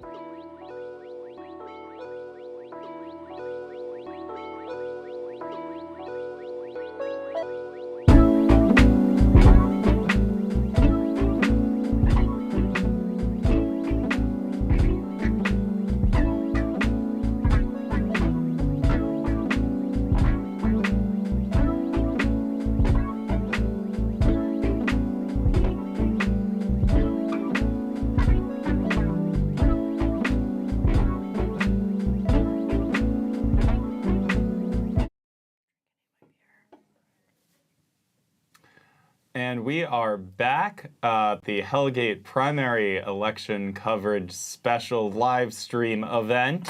Thank you so much for watching. The results keep rolling in. Again, if you appreciate what Hellgate is doing, shoot us a tip, or even better yet, subscribe. We are local independent journalism. We cover primary races like this. And now it is time to make our first real call of the night. Personally, Claire Valdez is the winner of the New York 7 race, going away. And now we are going to the other side of that election, where Chris Robbins is at Xanadu in Kubla Khan, in Xanadu de Kubla Khan, a stately interview with Chris Robbins decree. Wow, Dude, you look so much better. We can sing him just in time for it to be sad, eh? Yeah. So oh no my no God. dance tonight. No dance tonight, huh? Well, it's actually a little misleading. There's no one out on the skating rink. They're not letting skaters do the full loop, which I'm pretty sure is a federal crime. But if we could pan a little bit this way towards the crowd, just so we can show folks, there are people here. There are some Reynoso supporters that finally trickled in. When they called the race, it wasn't like there was a big groan or anything. It was pretty much just silent and a lot of hugging.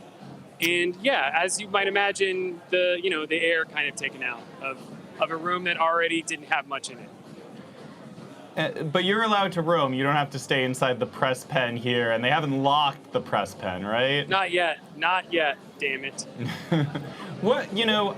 You had been reporting on this district. You went to Williamsburg today. You were all over it. Did you see this outcome coming? Yes, and I think it's, I've been talking to dejected supporters here, and the main reaction seems to be, how could someone with such a strong track record as a legislator and as a Brooklyn Borough president, lose to a relative newcomer? And I was talking to one Working Families Party member, and she was saying, look, I have all respect to Claire Valdez. She seems really smart. She's really even-keeled, but she's an empty vessel, for DSA. And why would I want an empty vessel? I want someone with a proven track record. I want someone who spent 2 terms in the city council passing progressive legislation. So I think it's that sort of, it's like a kind of shock that Reynoso's popularity in his own borough and his own district, and his really long record was not enough against DSA's door-knocking, canvassing machine. What does this mean for DSA moving forward here? And specifically, Mayor Mamdani, who really threw down on this race early, burned a lot of bridges with legislators in the area. A lot of people lined up behind Reynoso, including the Working Families Party. We ran a story earlier this week, DSA versus WFP. I think we might know who won that one. What does this mean for the left moving forward? Well, still have New York 13 to get through tonight, and the last I looked at, things were pretty close. But no, I think this is absolutely a huge win for the mayor. It shows that he's a political force to be reckoned with. The fact that he came out, as you mentioned, Max, so early for Claire is a testament to his instinct of look, I have to strike while the iron is hot, while I have the most amount of political capital, which is at the very beginning of my first term. So yeah, it's huge. And I think you can see a lot of folks here are with nonprofits, they're with unions, they're with the more sort of establishment spine of the Democratic Party here in New York City. And they are sort of wow, what the fuck? How could this happen? It's a big deal. All right, so thanks so much, Chris, for joining us. We'll probably check in with you again later this evening. All right, we're here with another race call coming down the pike right now. This is in the Jessicas in Queens. What are we looking at, Katie? Who is it going to be? Yeah, we're going to declare a victorious Jessica, and I do think, we saw sort of the first inklings of this earlier tonight, but we're officially calling this race the new state senator in District 13 is Jessica Gonzalez Rojas, or at least the primary winner. Max, what do you were pounding the pavement out there. What do you make of all this? Yeah, this is certainly not a close race anymore, but the fact that Jessica Ramos almost got 40%, that says a lot. She was always behind the 8 ball here. Every local elected turned against her.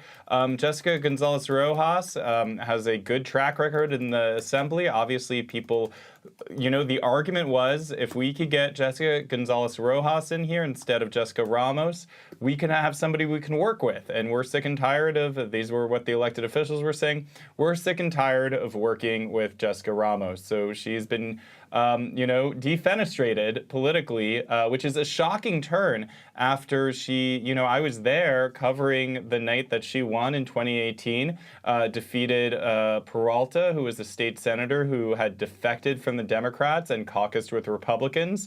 She was a liberal and progressive darling. And here we are 8 years later, and her political career is possibly over, which is, a shocking turn of events. When she endorsed Cuomo, I think she was betting on the fact that, Cuomo was going to win and maybe she'd get a plum position in his administration or basically ride his popularity to stay in office, but that ultimately was not the case here. Yeah, I guess, Max, it does go to show you have to be nice to your coworkers. Yeah. Unfortunately, it does matter. It does matter. Yeah. I don't know.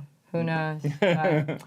We'll see. So, also it's like, it's got to be pretty hard. If she got that, Jessica Gonzalez Rojas got the AOC endorsement, people really lined up in a way that even the unpopularity of the casino, I guess, was not enough. I don't know. It's a gamble, ironically. Yeah. Well, we've got Nick right now in, I got that pun. We'll go right now into Nick at the Queensboro at the Jessica Gonzalez Rojas victory party. What's the scene, Nick? Hey guys, it's jubilation. I don't know if you can hear me.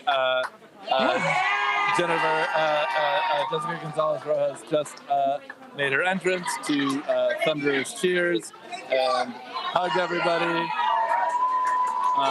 There's dancing. She's just been handed a drink. Everyone's very happy over here.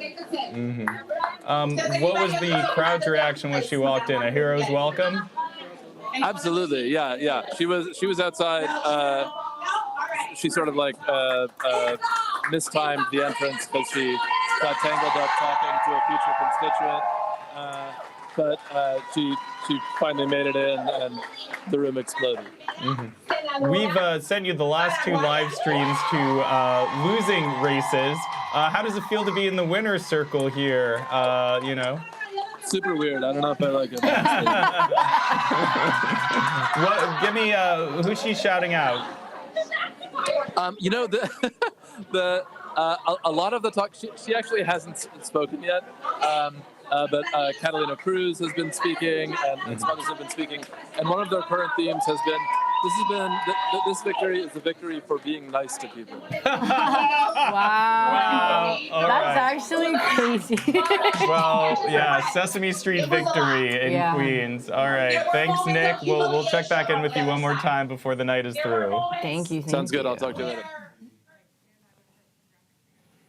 All right. I hope more graphics are on screen. Yeah, I know. So we can talk about what they say and stuff like that. Is it getting a little red in here? Is it like the light just kind of is changing a little bit? I'm getting a little scared. Yeah, it's a scary vibe in here.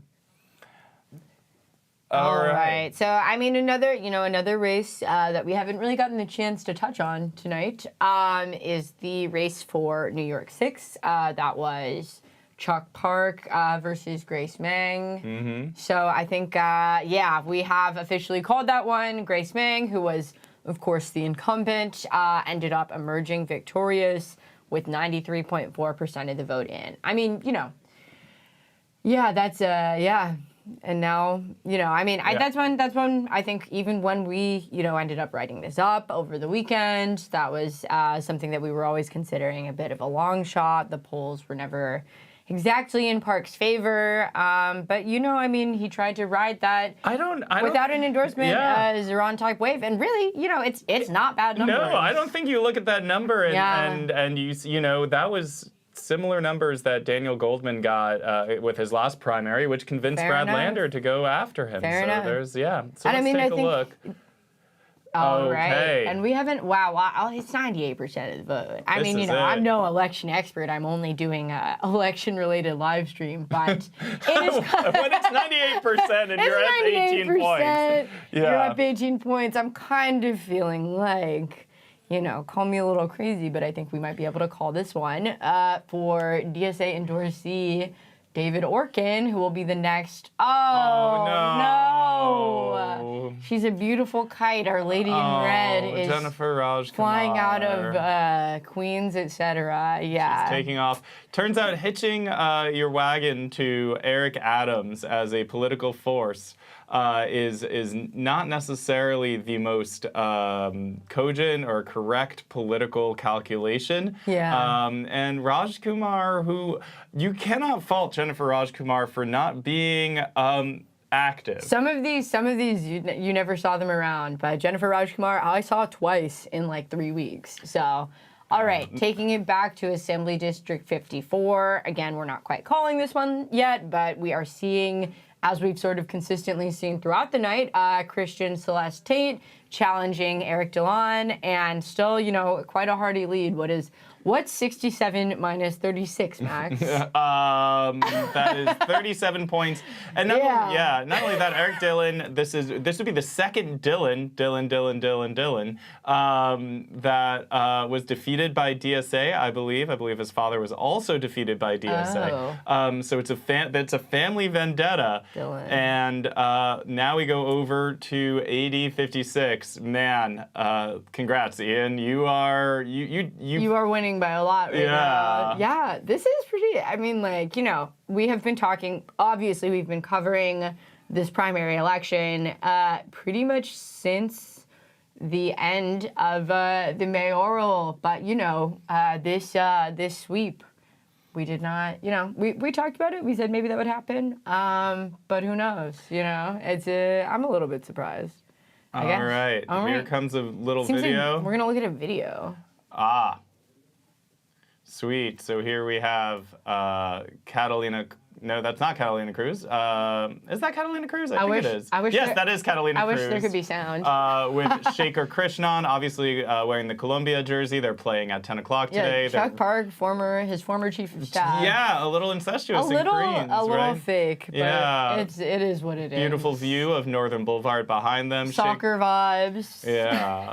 Shaker Krishnan, who local city council member, huge supporter of Jessica Gonzalez Rojas. So right there we see the vibes in Jessica Gonzalez's major clapping vibes. Yeah. Winning as well. The look on your face when you triumph over the person you hate, when you officially kick them out of the clique. Wow. Man, is tonight the night for haters? Tonight might be the night for haters. Haters, opponents, usurpers. Yeah. What are some more synonyms? I haven't had time to fire up thesaurus.com. Because we've been so busy live broadcasting. And again, you already know what time it is. It's time for us to tell you that if you are not already a Hellgate subscriber, please scan the QR code, go to our website, throw in your email, give us $200. And if you are already a subscriber, thank you so much. And don't forget to tip. Mwah. Give us $300. Give us, we could do more cool Venmo things. me. No, just kidding. Just playing. If you want to Venmo Katie, you can. We love doing cool projects like this. Like we said, we also do really great investigative journalism. Mm-hmm. We are 100% worker-owned, which means the reporters that you see on this live stream are the very people who own this company. And in a time where the media, I don't even want to say it's being consolidated. It's just kind of being fucking murdered. Guys, democracy dies in the dark. Yeah. Wow, speaking of dying in the dark. No, I'm just kidding. No, I mean, this fed media. This got closer. There we go. We're still, a good 4 points away. Michael Lasher, he was the prohibitive favorite on this. And, George Conway. Also, we also had Nina Schwalb in this. You know, right now it's kind of looking like Michael Asher's night. But yeah, we are going now to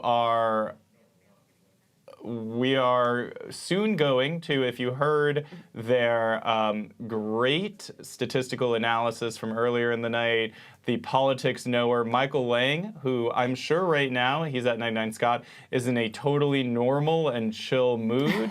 But before we go there, this is another Zoran-endorsed candidate. This is Abir Kawas, who I actually had the chance to catch up with earlier today when I was linking with Claire in my beloved Ridgewood. So Abir was running for state senate, and now she's the winner. Again, another Zoran DSA notch in the victory staff. And speaking of victory staff, here we go now. We are at 99 Scott. It is Adlin and Michael Lang. Adlin, take it away. Well, I'm here with a man who needs no introduction to the Hellgate audience, as he gets the proper wristband to be standing where we're standing. I'm here with none other than the man, the myth, the legend, Michael Lang. What a night. Oh, my God. I mean, we're here at the Claire Valdez election night party. It's an earthquake here. She's going to win by over 20%. Daria Liza is on the verge of winning. I mean, I'm trying to be conservative here, but she's up by almost 4% with over 90% of precincts reporting. I mean, this is like an earthquake. The entire DSA slate, absent Conrad Blackburn and Harlem, will win. All of these incumbents are going to lose. I mean, this is, if we thought last year was an earthquake, ironically, this might be even bigger because it happened without Mamdani. And it happened in all these different races to all these different incumbents. It wasn't just Cuomo. It wasn't a fluke. This is a real movement.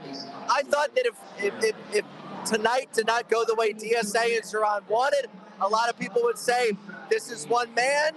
This is not something bigger, but it is a movement. I mean, look at this. Every single insurgent race bar one will win, and win convincingly. I mean, Valdez, I mean, this is a landslide. I mean, and I will say, without giving too much away, both campaigns had polling on this race, and it was close.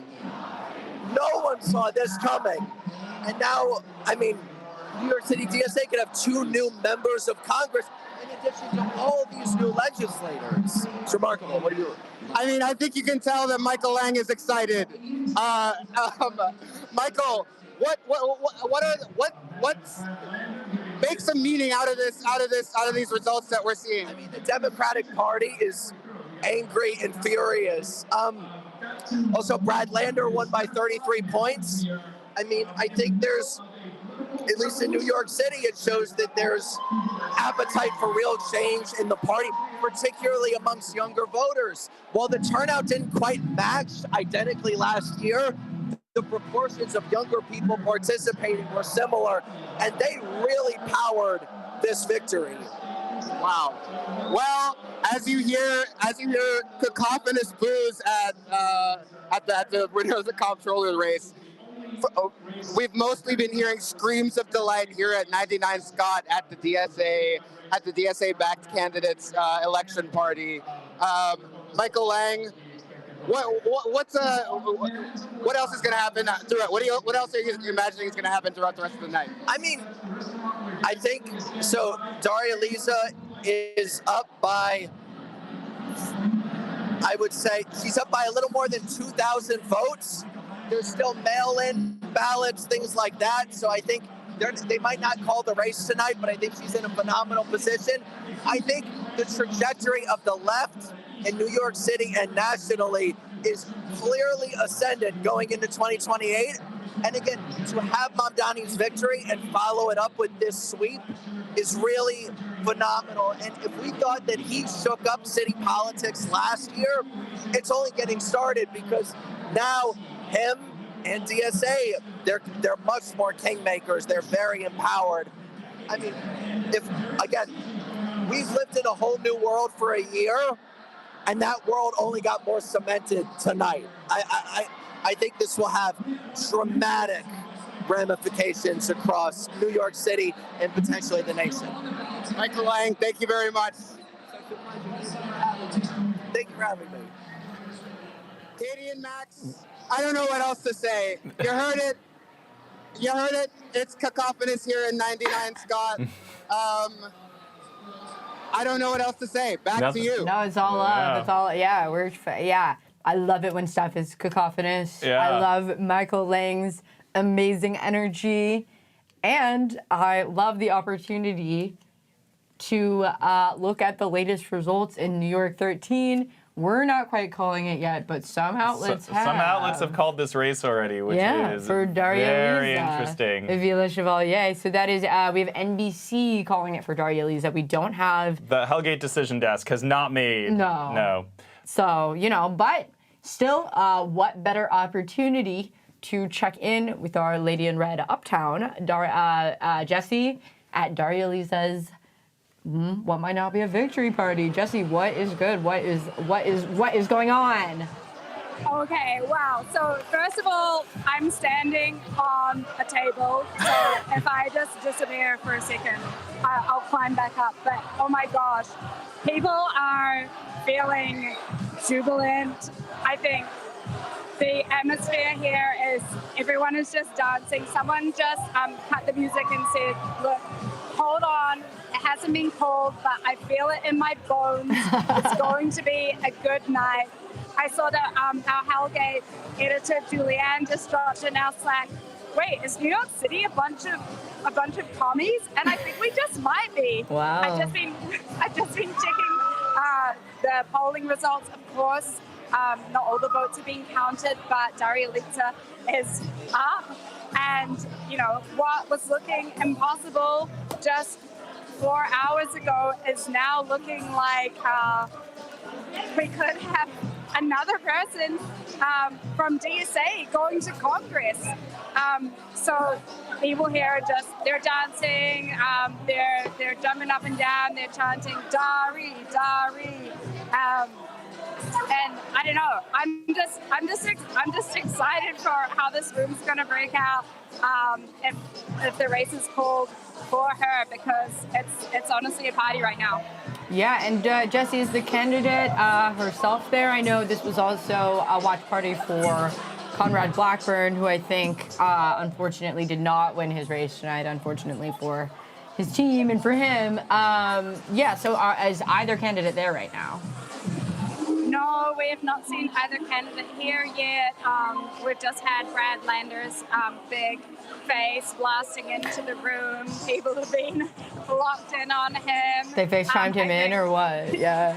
Yeah, just blasting in on the big screen, and people are taking what they can get. People are very happy for Brad. But don't worry, we're going to have eyes on Daria Lisa as soon as she enters the party, especially from my vantage point up on this table. Yeah, right. I'm sure you're on a swivel. Is there anyone else you recognize in the room right now, or just revelers, miscellaneous revelers?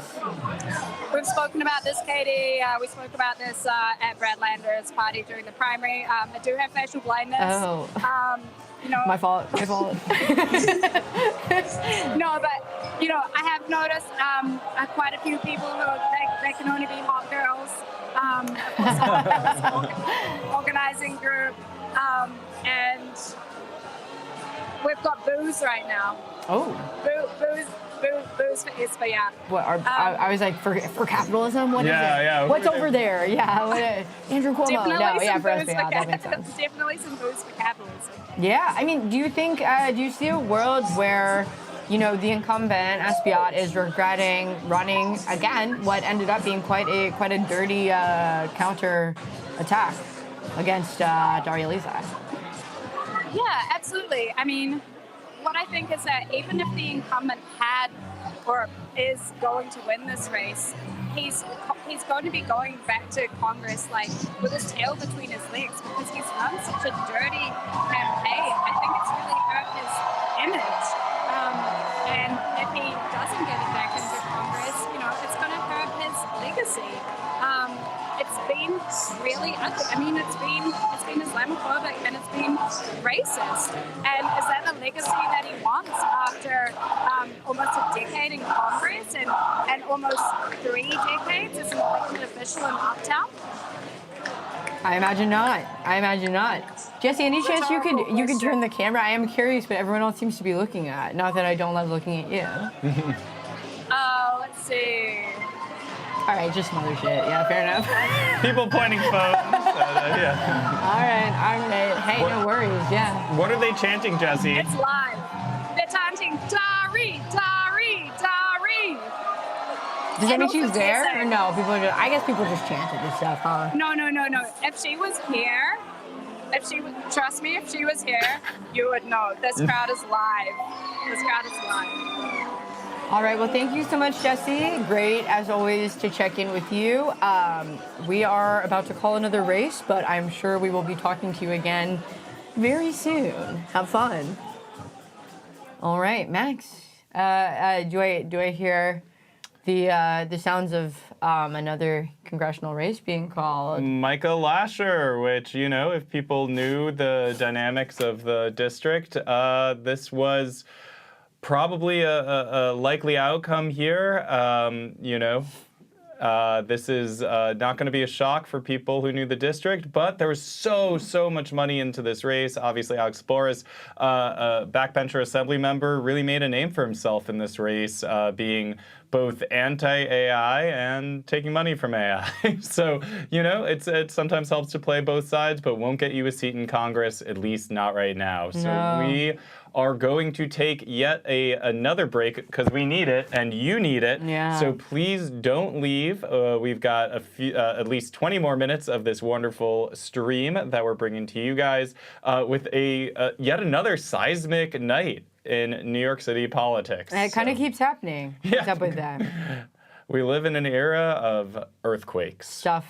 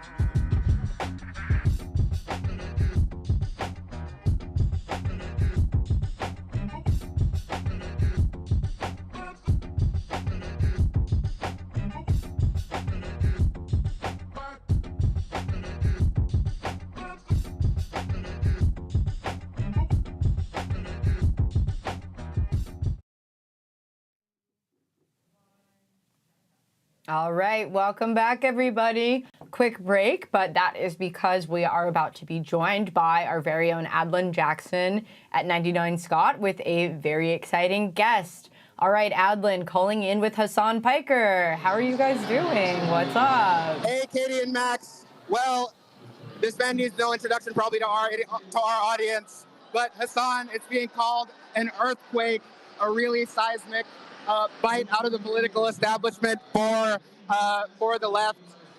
What's it going to mean? What are tonight's results going to mean to the national conversation if they go as well as they're looking right now? If you're an establishment Democrat that spent the last 3 decades sitting on your throne, not doing right by your constituents, we're coming for you. Well, there you go. And what do you think the policy priorities are for, say, Claire Valdez? What are they going to do to a 2027 Congress? We're going to be setting up coalitions to make sure that we're not giving another dime to Israel. Hopefully an arms embargo, or at least pushing for one. We're going to make sure that we change the American trajectory. The American empire is in decline. We've seen that in the last 3 months. It's up to us to make sure that we control that retreat, to make sure that we stop this ceaseless war machine, to focus on ourselves, to rebuild our schools instead of spending all of our tax dollars and all of our productive output on blowing up schools overseas. I think a lot of Americans want this reality, and now we're closer than ever to making sure that that happens. Hassan Piker, thank you so much for coming on the Hellgate live stream. Of course. Thank you for having me. Katie and Max, I don't know what to tell you. It's an electric atmosphere here. Back to you. Thank you, Adlin. We're glad that you're having fun. That's awesome. Yeah, I'm glad you're having such a good time. Yeah. All right, back to break, guys. We have to go to the bathroom, etc. But we will be back very, very soon. More election results and stuff like that.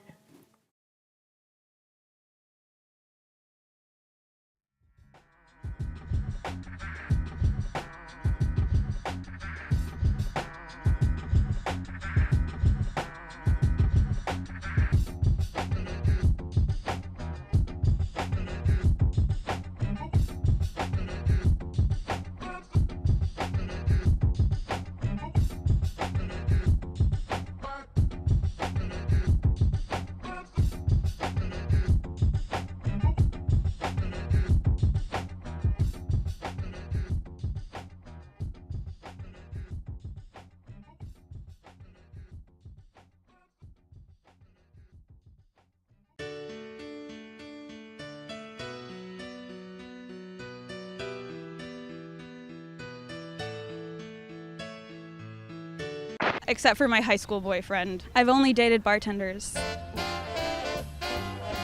My name is Abby, and what am I looking for right now? More casual, kind of looking around. I just got out of a long thing. They need to be over 27 years old. They can't be a bartender anymore, and they can't be a musician anymore.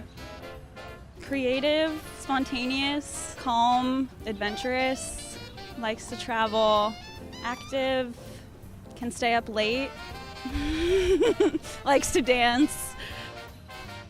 If you don't have a sense of humor, if you aren't able to be silly and goofy with me and laugh at yourself, you take yourself too seriously, if they're not passionate about some sort of hobby or interest, I think that's also kind of a thing that would make me nervous.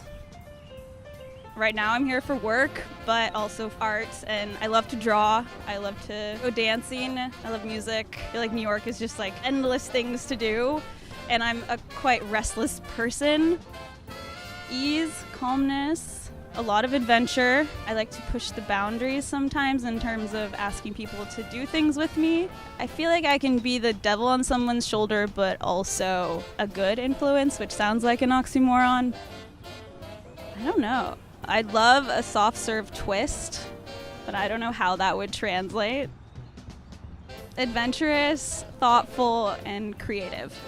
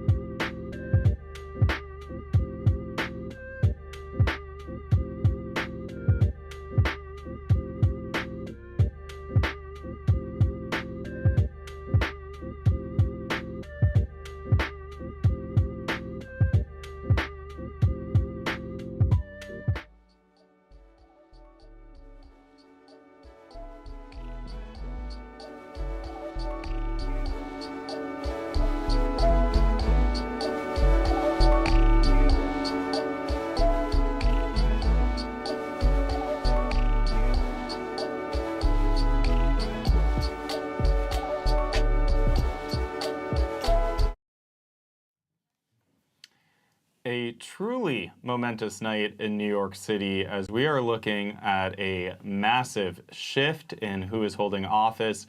A lot of people under the movement that propelled Zohran Mamdani to City Hall. As Michael Lang said just a few minutes ago, it's not just Mamdani. It looks like other people can do it as well. What are we seeing in New York 7, Katie? I mean, like we said, it's a Claire Valdez victory, and a bit more than that. It's kind of a Claire Valdez sweep. You know, polls were showing Valdez and Borough President Antonio Reynoso quite lockstep. We weren't sure what was going to happen, but now we are seeing quite a decisive and early call. Claire Valdez is the winner of the Democratic primary for New York 7's congressional seat. You know, I really do wonder how Bernie's feeling right now. And here we have New York 13. And we won't get an answer. Yeah. And that's fine. How is Bernie feeling? Bernie's feeling great. I mean, what? Because, Bernie's feeling it's awesome. past his bedtime. Lately, yeah, totally. but... No, man doesn't sleep. But here we are. Daria Liza Avila Chevalier has a fairly sizable lead.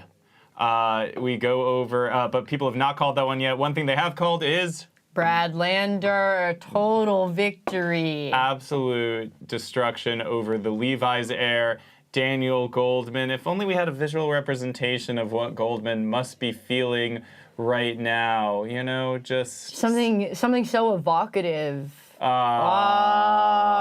Dan Goldman has been panned. He's been panned. Total Gene's defeat. Yes, Levi's heir just burning cash, said he would match donations that people gave him to his chaotic chance and effort to hold on to his congressional seat. Not even billionaire money can get you a seat these days in New York City. That is very interesting. Yes. I'm interested in that. People power. That's interesting. Oh, indeed. All right.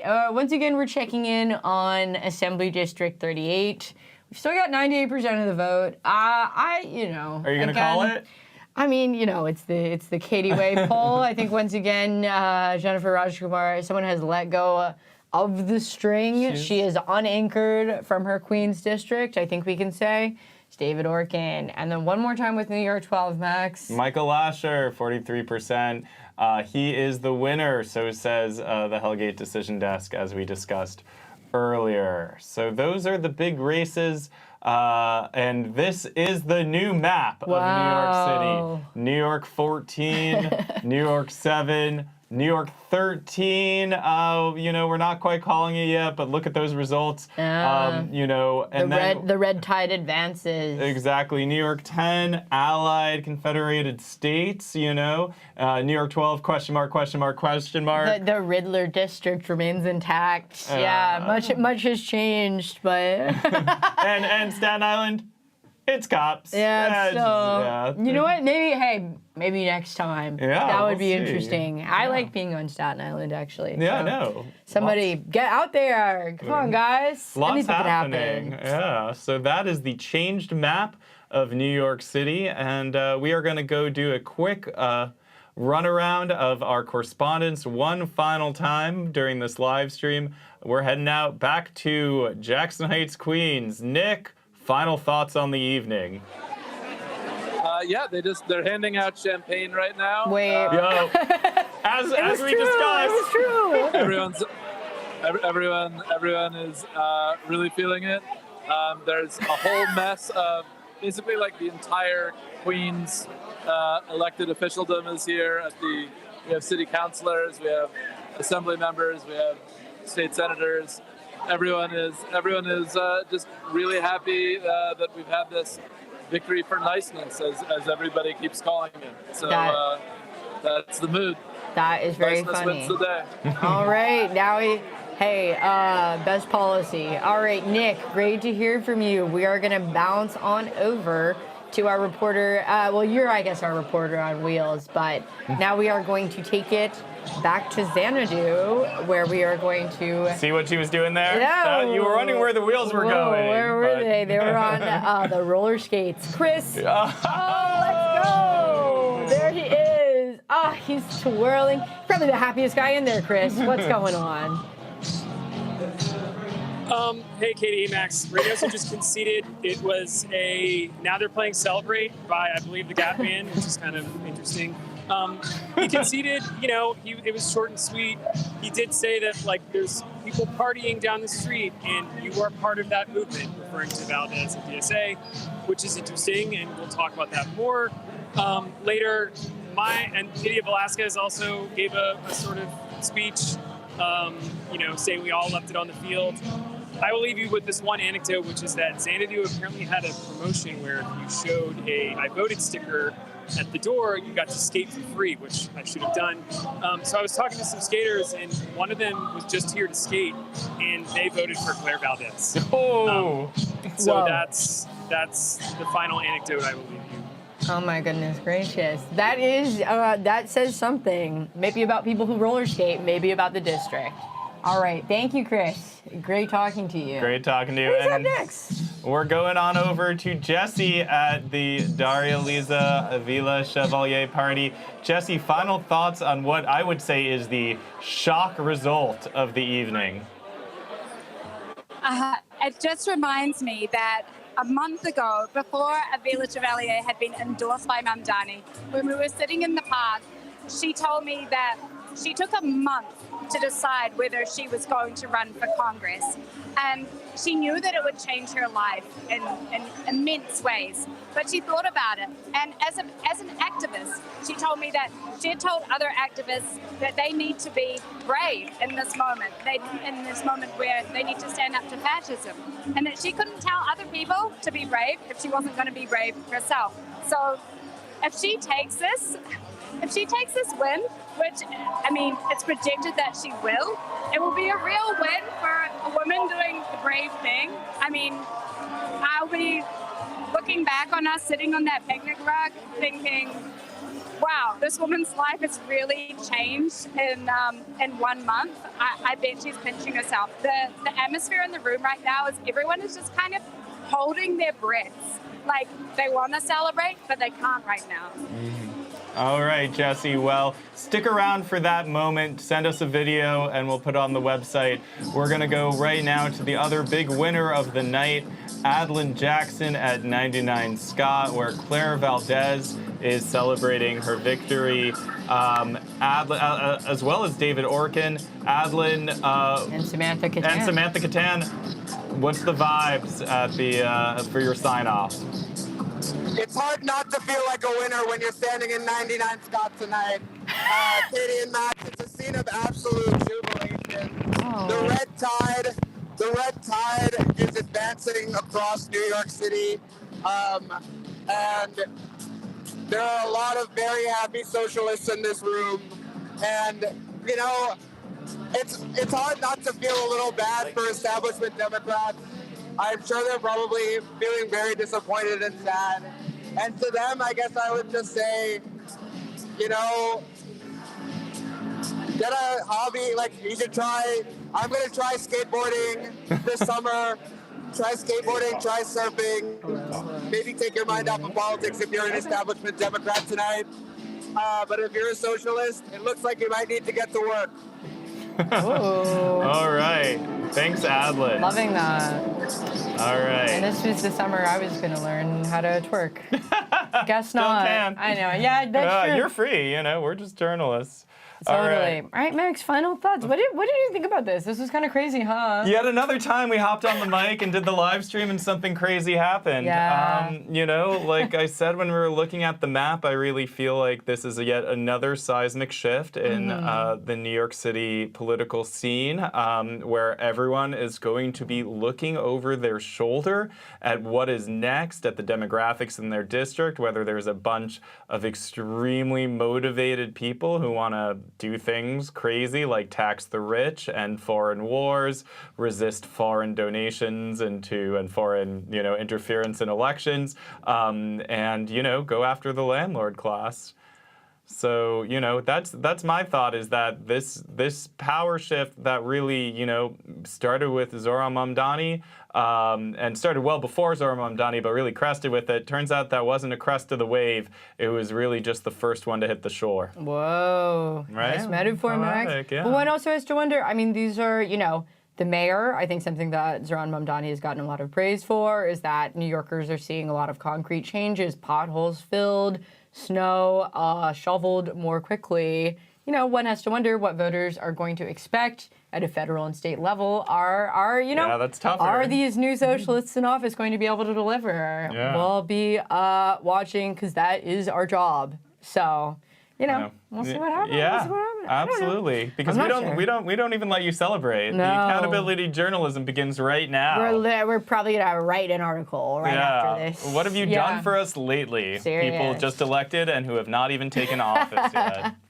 Yeah, I mean, not even totally elected, just primaries as well. But, in New York, we said this. Rich Lamb hit it best in the intro. This is a one-party state. But now, who does the Democratic Party belong to? That is a great question. Wow. All right. So, Katie, tell us a little bit about, as we send off for the night, what people can expect from Hellgate moving forward. I know, that's true. We don't know what to expect from these candidates, but there is quite a lot that you should all be expecting from Hellgate. We have already mentioned at the top of the night this incredible studio that we're in.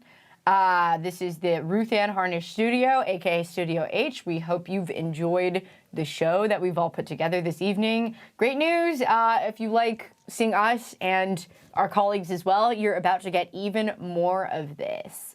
Next month, Hellgate, your favorite worker-owned news outlet, will be expanding our podcast into video in, again, this beautiful Studio H. We're also launching a culture newsletter, hosting a bunch of cool shows in the Rockaways, acting as Rockaway Film Festival's first ever media partner, and rolling out a sexy new refresh of our website in August, courtesy, oh my God, so amazing, courtesy of Partner and Partners. And frankly, that is just this summer. The hits keep on coming. The hits keep coming. So if you want us to keep linking and building, growing and creating a future for worker-owned independent journalism that pulls off huge investigations, like our deep dive into the New York City criminal justice system. Also, the reformer slate in Brooklyn also looks victorious. So keep an eye on that and what's going to happen with judicial selections. Individual journalism that pulls off huge investigations like that, live streams like this, and daily content you won't want to miss. Please, please, please hit that subscribe or tip button. Every subscriber matters. It really does, folks. Seriously. So it's yet another brand new day in New York City. Tonight's show has been made possible by our talented production crew, Katie Broswell, Scott Hines, Rumke Hogwarts, Jacob King, Brandon Fernandez, Blaine Bailey, Levi Langley, Liv Veazey, Paige Omek, Anna Oakes, and our graphics friends at Partner and Partners, Lulu Johnson, Logan Heffernan, Aria Kini, Greg Mihalko, and Devika Sen. Special thanks to Rich Lamb, who you heard in the intro, absolute New York City media journalist legend, for that glorious introduction. Hellgate is Nick Pinto, who you saw earlier tonight, Adlin Jackson, Chris Robbins, Esther Wong, Jesse Edwards, Katie Way, my wonderful partner on this live stream, True. Julia Escobedo-Shepard, Nick Neves, Rick Paulus, and myself, Max Rivlin-Nadler. We will see you all next time on our stream or on our podcast or on our website. Just others, and you can see us in person as well. Yeah, come find us. Who knows? Yeah, just no more coming to my house. All right, have a great night, everyone. Thank you so much for watching. Nixon 5. Bye.